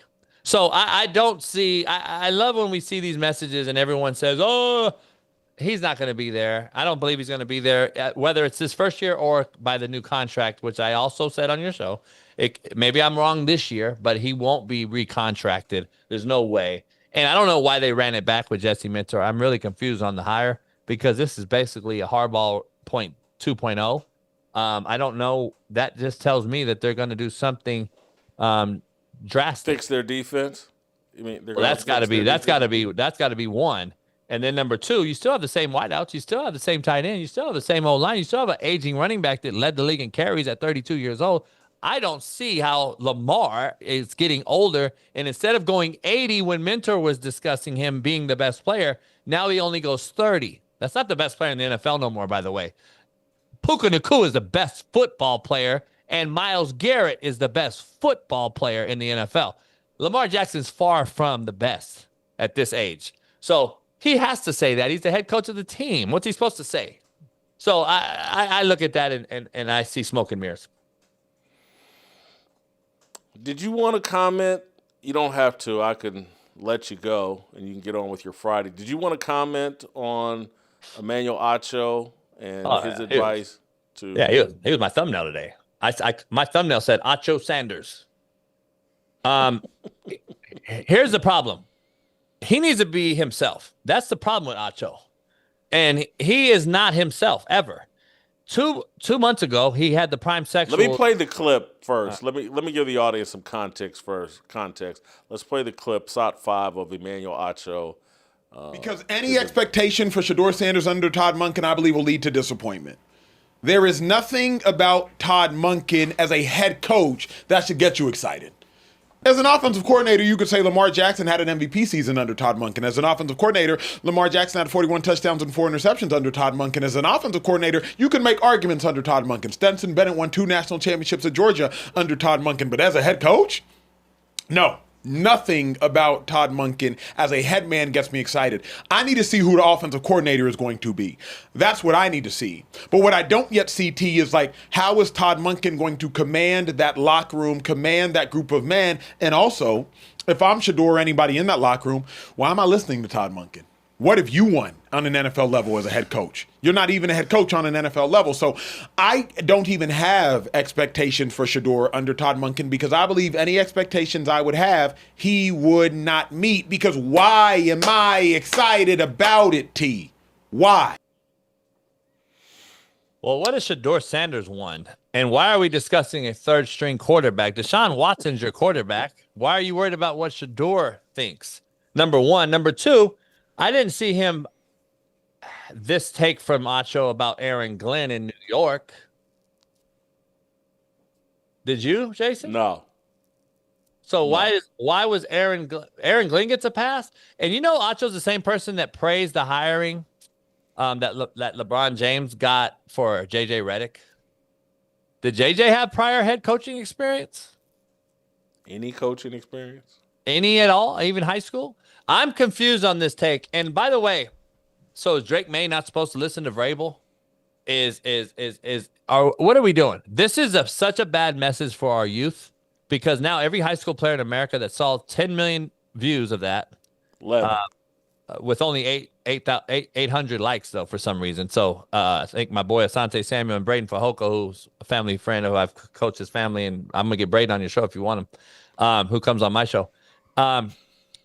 I've blasted him. We've seen him get blasted all day long. Braden was on earlier this week, JB. But continue. Good. Yeah. And then you get Monken addressing Shedeur today in a viral clip, and then you got Chase Daniel and all these guys blasting Acho even more this morning if you haven't seen it already, because Monken and him talked, and Monken tried to draft Shedeur contrary to belief in Baltimore. So the research, I think Acho lacked thereof research hurt him on his take there, because Monken recruited him. And by the way, did you know what Kirby Smart's record is in the playoffs with Todd Monken as the play caller at Georgia? 5-0, I don't know. 4-0 and 2 natties. What is it without him? 1-3, no natties. So I think he matters. I think Monken matters when it comes down to the quarterback and offensive. He's pretty damn good, and I know Todd a long time. He's a good dude and a great coach. I think it's the worst take I've ever witnessed by a football guy about someone in football ever. What do you think's driving Acho? Inauthentic takes, because he wants COE, content over everything. That is what we live in now. 2 months ago, he was getting bashed by Cam Newton and everybody else, his own peers, because he went against Shedeur, and he said he couldn't play and he wasn't playing very well. He's bad and blah, blah, blah. And they all bashed him. And then now he's with them on a whole. Now he's done a 360, and now he's pro Shedeur, and now he's getting bashed again. See, if you were just yourself, like you and I are, at least we know where the heat's coming from, right? He don't know which way it's coming from, because every day he's a fake Acho. He's never his real self. We don't know who his real self is. He took over Undisputed's channel, created it in his channel. Smitty kind of broke it down. I guess he had the rights to it from Fox, whatever. He did the same with the Twitter page. So obviously they already have the following, but that shows you why he only had 800 likes for 10 million views. that doesn't even add up. It looks fake. So, Sante Samuel's killing him with that part. Listen, it's inauthentic, and that's what the bottom line is. And I think he's just trying to figure out who he is, kind of like you just said to me earlier. He doesn't know who he is. And that's the part that this thing screams. And I'm glad that Shady McCoy called him out today, if you haven't seen it, on his own show. He's like, I'm getting killed because of your horrible take. So I'm glad that they had that beef earlier today on their show. They had Acho doubled down? Did he back off? Acho said, yeah, you might have been a better player, but with this mouthpiece, I'm way better than you. So that's what they said. That's what the argument was. Yeah, you got to see that clip. You got to get your guys to find that clip. I showed it on our show today. It's hilarious. Funny. You almost made it without cursing. JB, great job. Happy Friday. What did I curse? You just dropped the F-bomb. You don't even know it. I said funny. Did he say funny? No. Yeah, I was saying funny, and I stopped saying funny, and I said hilarious, and then I said funny again. I didn't say the F word. I don't cuss on your show. See, this is what you don't get. I'm a chameleon, and I know protocols. See, I know how to respect the host. Even when I have someone else on my show, I don't cuss with them. If there's somebody like a Herb Street or somebody, I'm not going to put them in harm's way, Jason. See, that's what people don't get. See, you judge me, which God says not to do. You judged me off of a Netflix series because 400 million people said I was the devil. No, I've judged you off of your horrible Fernando Mendoza take. That's what's. That's why I cooked you on Speak for Yourself when you had me on when you were like 400 pounds.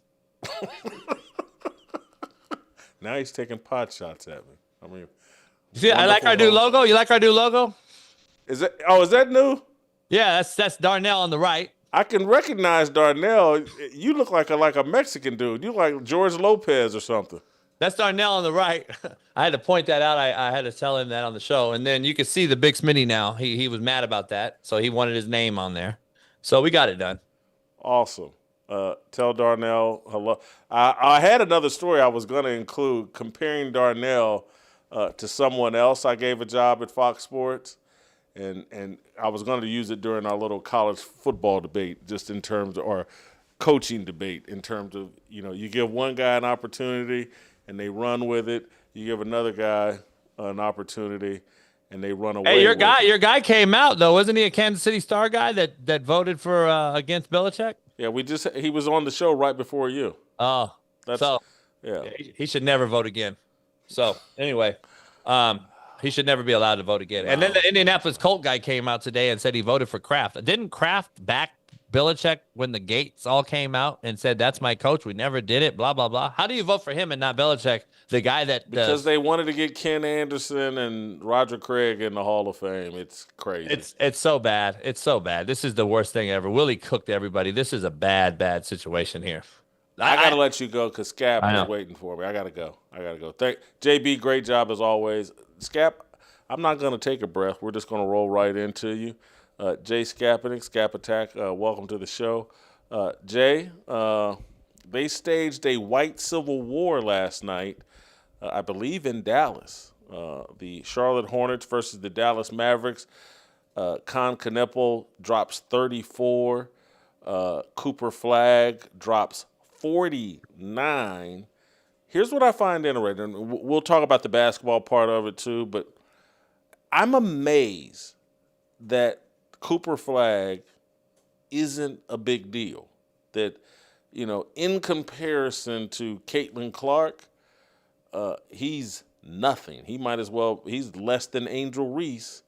But the guy is actually playing really well for a 19-year-old in the NBA. And I know the NBA is soft, and I could probably average 5 points in the NBA. But it does seem kind of incredible what Cooper Flagg is doing, and Con Kneppel, I kind of think, was my front runner for Rookie of the Year, kind of under the radar. But we got some white American players dominating the NBA as rookies, and no one cares.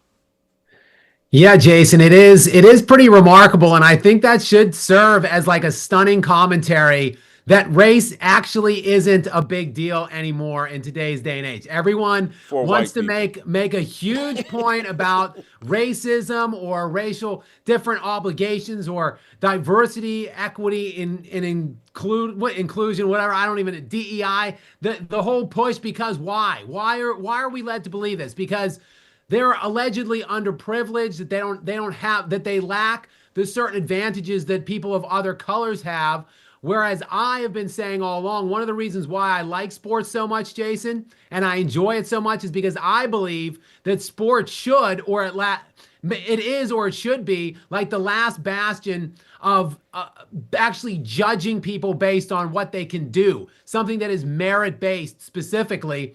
And, I think that there's been this rumbling around NBA circles that the NBA needed, not by me, but that the NBA needed like a white American-born player that they could kind of put their entire league on and let that guy pull them to the next level, or at least carry it on beyond LeBron James.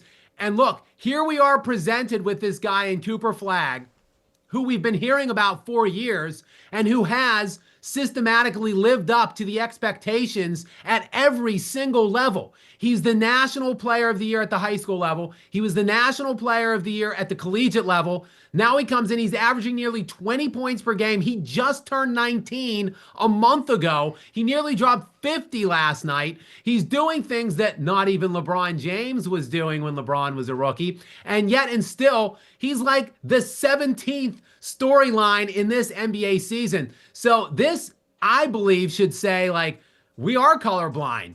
Because if this, I would think, like me with my naivete, I would think that this kid Cooper Flagg, who is an American-born white guy, who is marketable, charismatic to some degree, like I would think the NBA would be dumping the chamber on this dude. They would be unloading their full clip of marketing power to try to lift him up and just thrust him in everybody's faces, and we barely hear about him. So I am as puzzled as you are, Jason. I wonder if it actually signifies something really, really bad about the NBA, that it's just so irrelevant that they can't really create a superstar. Or I mean, there's a combination of that. The NBA is irrelevant, or just like white people just don't care. They're kind of like, Steve Kim has come on this show and said for years, like, as Asian people, we couldn't care less. Jeremy Lin, blah, blah, no one cares. Who cares about some basketball player? We worry more about running liquor stores than anybody, playing basketball. And I just wonder if, like, white people aren't just kind of like, we're over basketball, over sports. We've already proven our point. We just don't care. Is it the league is irrelevant, or is it that race is irrelevant to white people? I mean, those are both good questions. I think it could be maybe even a bit of both. And I don't really necessarily talk race on my specific platform, but I do think it is interesting in the sense that there really haven't been like that many great NBA players who are white. So I feel like many huge basketball fans that are white throughout the course of their lifetime have just really been colorblind, for lack of a better term, because there just weren't that many top level white players really in existence. And now even today, like, you've got Nikola Jokic, who is the best player to me by a wide margin when he's on the floor, and Luka Doncic, who has his criticisms, but he is a top 5 player. However, those guys are, Eastern European. There is a significant language barrier. Even though they both speak, obviously, English fluently, they still don't sound necessarily like Americans are used to hearing their superstars sound, I guess. But this with Cooper Flagg, like, I would imagine that if race were a big thing to the white audience of the NBA, that they would all unanimously get behind Cooper Flagg, and that just hasn't been happening.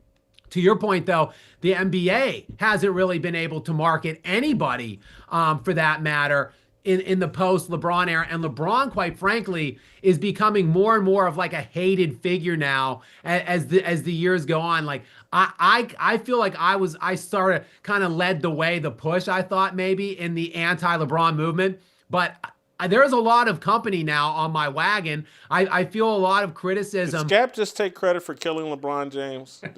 Is that perhaps his most arrogant statement in the history of Fearless? But go ahead, Scap. Continue.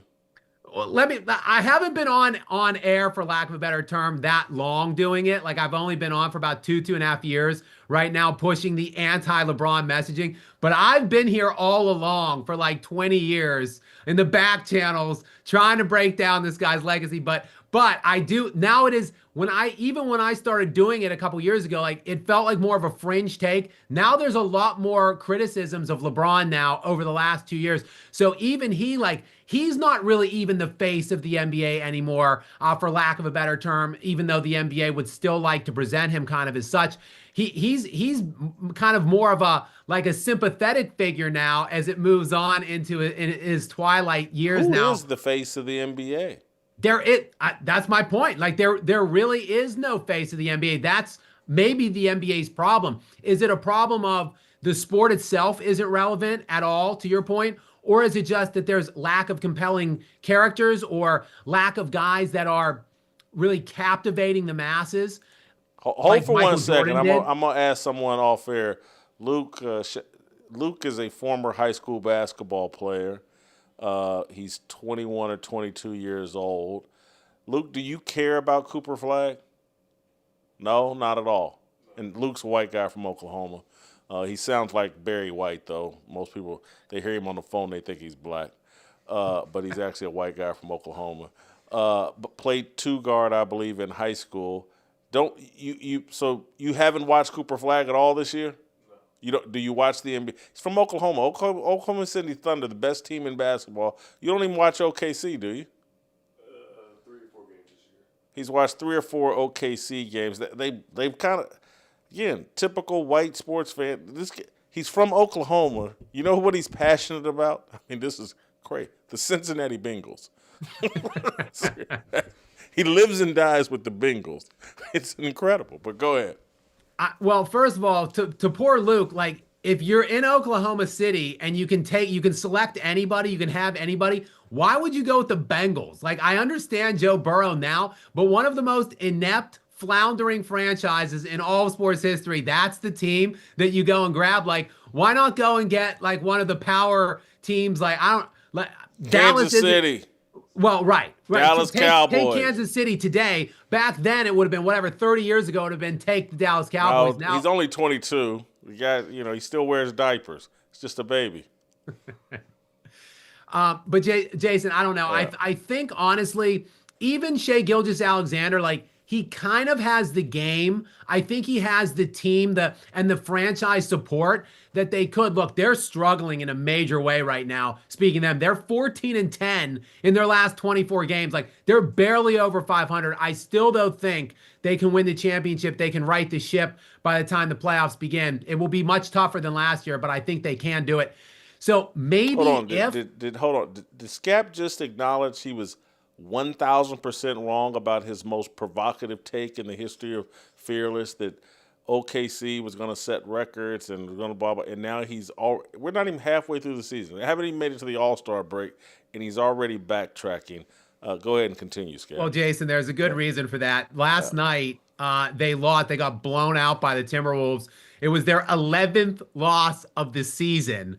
So they can literally, like, one more loss and they can get to 70. So they can literally only lose one more game and even hit 70 at this point. So, of course, I have to backtrack my 75 win expectation because they mathematically can't even do it. And we haven't even hit the All-Star game yet. But so, yes, I was wrong on that. But I will say I do still see dynastic opportunities within this Oklahoma City team. So maybe in like a couple years, when the Thunder have maybe won 3 or 4 rings and Shai has like 3 MVPs, maybe he becomes the character, possibly, that could galvanize like the entire country and make everybody either root for or root against him. That's what you really need, is that kind of diverse figure that, like Michael Jordan, a lot of people loved him. Some people, though, like to root against him. LeBron the same way. Even Kobe Bryant. Like, when you look at the great players,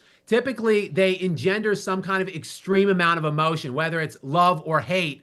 I just don't think there's a lot of that exists in the NBA today. Maybe, Jason, is because these guys are just too friendly, like on and off the court. Like, there's no genuine animosity and disdain for these guys from each other. So, like, maybe the fans are just taking cues from them. Like, look, these guys are just pals. They're making commercials in the offseason. They're on each other's podcasts during the season. Like, they don't seem to dislike each other. Why should we dislike anybody? You know what? Final thought here. I'll let you react to this as I'm just sitting here thinking this through and talking it through with you. This is a failure of leadership in basketball. No different. I'm watching the NFL fail in leadership and direction. They're about to put on the gayest Super Bowl in the history of Super Bowls.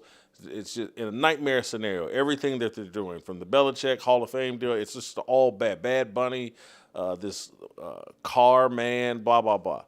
And when we look over at the NBA, Adam Silver is a horrendous leader, and if David Stern were here, he would be trying to maximize the Cooper Flag narrative and story and working the media and framing this all up properly. ESPN has thrown away its star-making ability, that its credibility is shot as they've gotten in bed and front and centered clowns like Stephen A. Smith and Ryan Clark, and so they can't make stars. And then the last one here would be even Nike, to me, has lost its fastball. Handed Caitlin Clark, have completely mismanaged Caitlin Clark. Help me out here, Scap, but who has Cooper Flag? Is he with New Balance, or is he with Nike, or who is Cooper Flag with? He's with New Balance. I thought New Balance, but I wasn't certain. I think Cooper Flag is with New Balance. And so Nike doesn't even have the rising biggest star, that they've lost their sexiness, they've lost their ability to make stars. They've leaned all the way to what's the woman that the tall woman that they want to be the biggest star? What's her name? She played in South Carolina. Come on. She's the MVP of the league, plays for the Las Vegas Aces. Asia Wilson. Yeah, they've leaned all the way into Asia Wilson. It's like the traditional ESPN, Nike, David Stern, the NBA, Commissioner, they've lost their star-making ability because they've just gone way too woke. And it's a stunning display of ineptitude by these leagues and so forth to be able to build star power, because we are in the era of social media. Like, it should be easier now than ever before to present these athletes and put them on a pedestal and make them like gods, for lack of a better term. And yet they continue to fail and miserably mismanage the personalities that they do have. And to your point, could it just be because of sheer and utter wokeness? I mean, forgetting about Cooper Flag's, perhaps, maybe, look, this is going to be maybe a provocative take here. One that I might not... Calling your shot. Go ahead. One that I may not offer on my own platform, but I can't help in the context of this conversation but to say it out loud. Could the fact that Cooper Flag is a white American-born player be actually hurting him and impeding his progress at this point?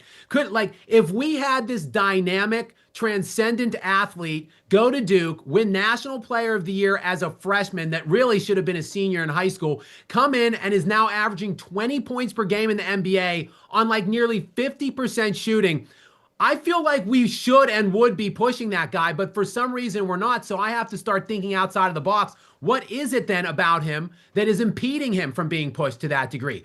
Maybe is it because, to your overall point, of the wokeness? Like, will their wokeness not allow them to push and celebrate like a white-born American athlete in the NBA in today, 2026? I think you raise an interesting point The reason I'm going to disagree for now, I need to do some further thinking on this, but because you referenced something, you mentioned National Player of the Year in college basketball, and that made me go, well, look, they've already destroyed college basketball. It doesn't elevate you anymore. The regular season is meaningless. The postseason tournament isn't nearly as significant as it used to be, and the players don't stay in the college game long enough.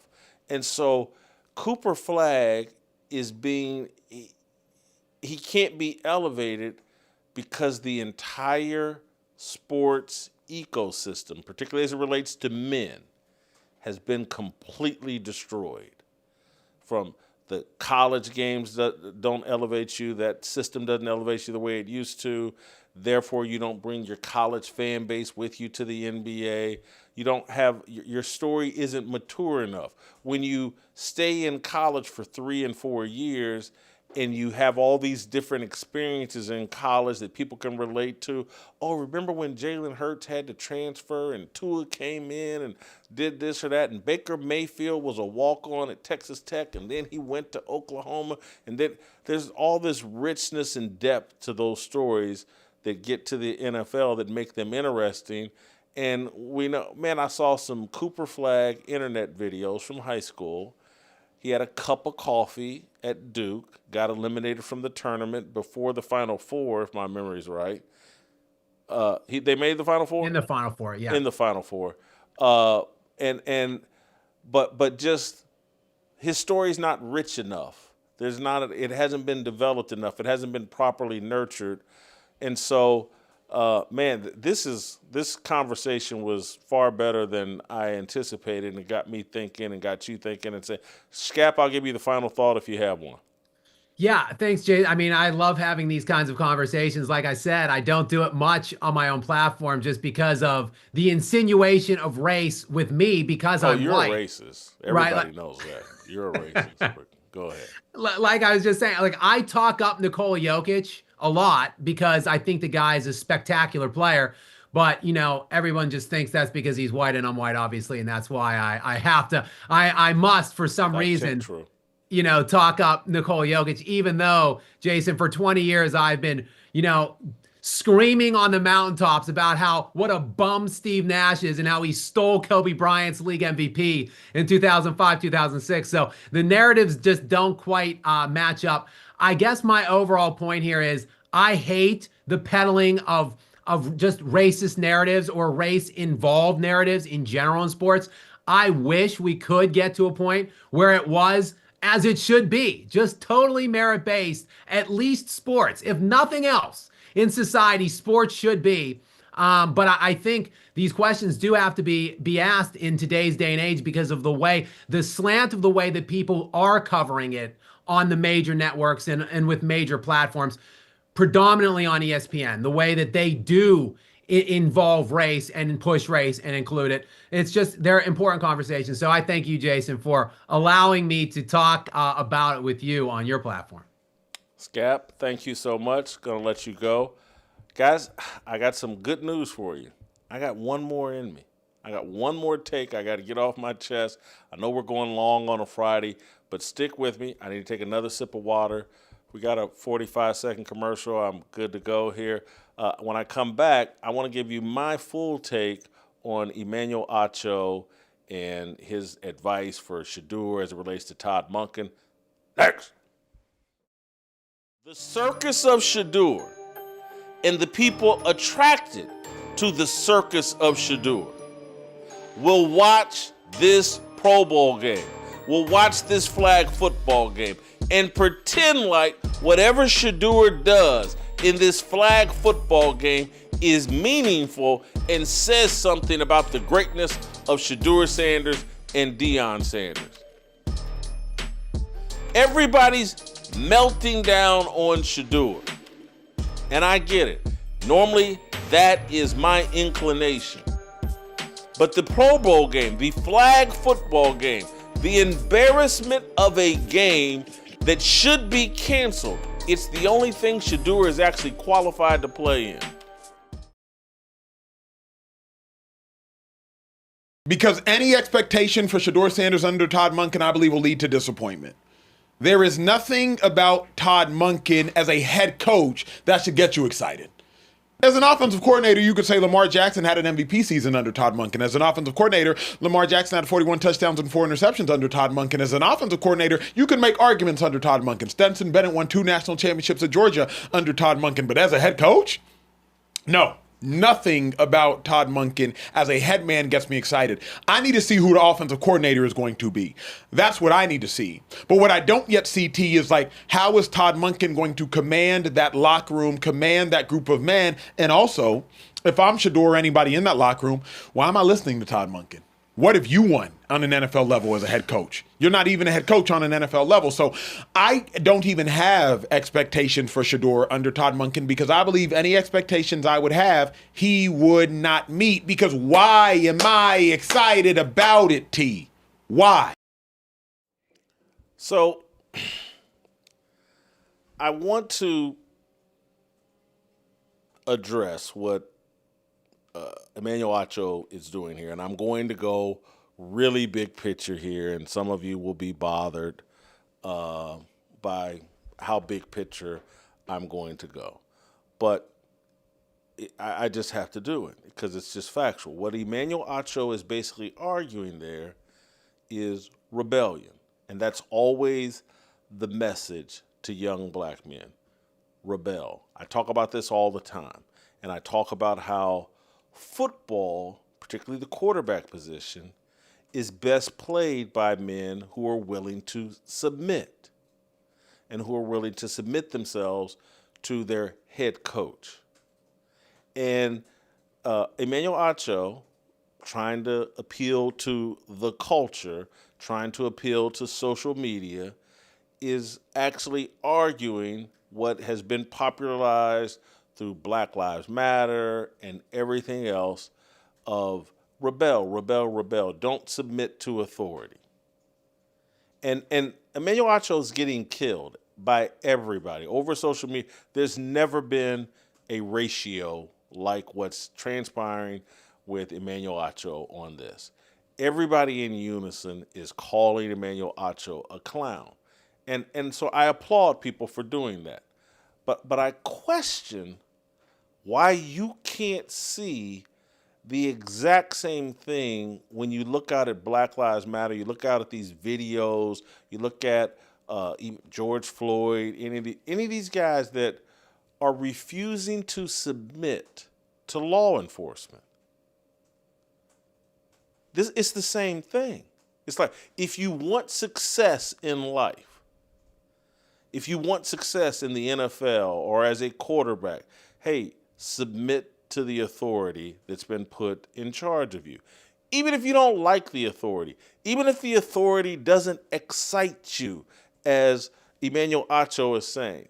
And I pointed this out yesterday on Emmanuel Acho's Twitter bio. These guys are very clever, very slick with their messaging as it relates to, and their objection to a biblical worldview.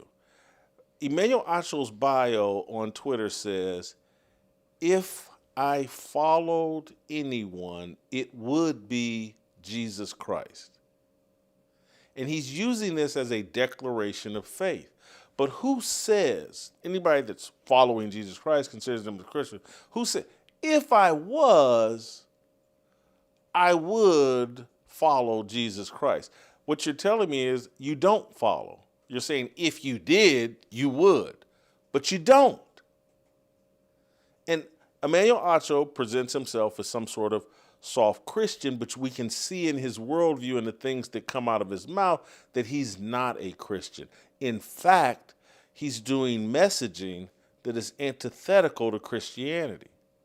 And all the people ratioing Emmanuel Acho over this quarterback deal, when they talk about Black Lives Matter, when they evaluate all these police-involved engagements with black people, and everybody wants to second guess, and everybody overlooks the resistance that generally precedes whatever bad thing happens from the police.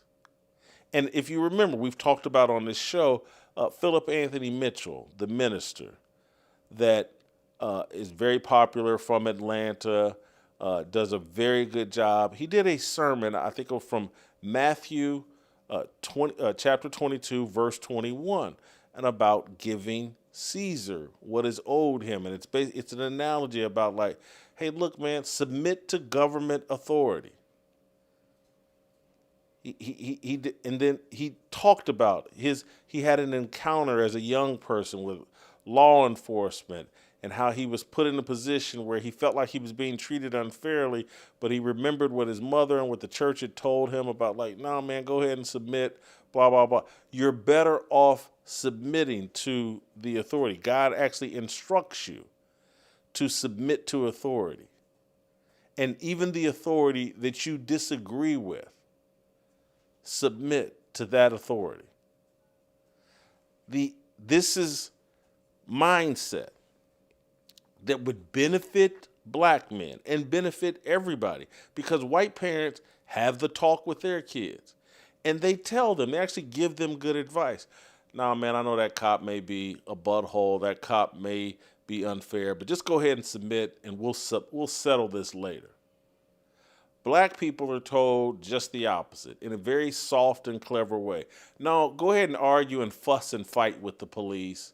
We'll hop on social media and defend you regardless of what happens. And yes, if you get slammed to the ground, if you get struck or beat up while you're resisting police arrest, we will complain about the police. We will not mention that you were in error by not submitting to law enforcement and authority.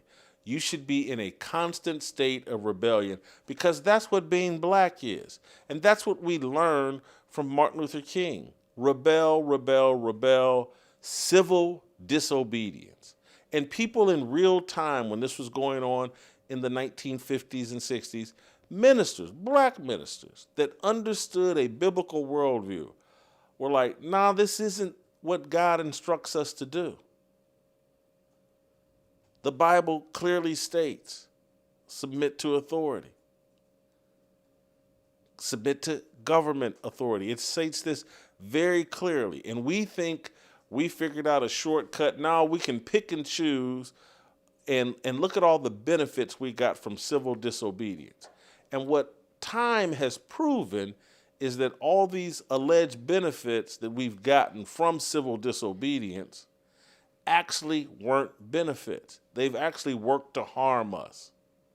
The more we choose a brand of rebellion, and the more our children rebel, and the more our women rebel, and the more our men rebel, the more chaos there is in our neighborhoods. There's no respect for authority.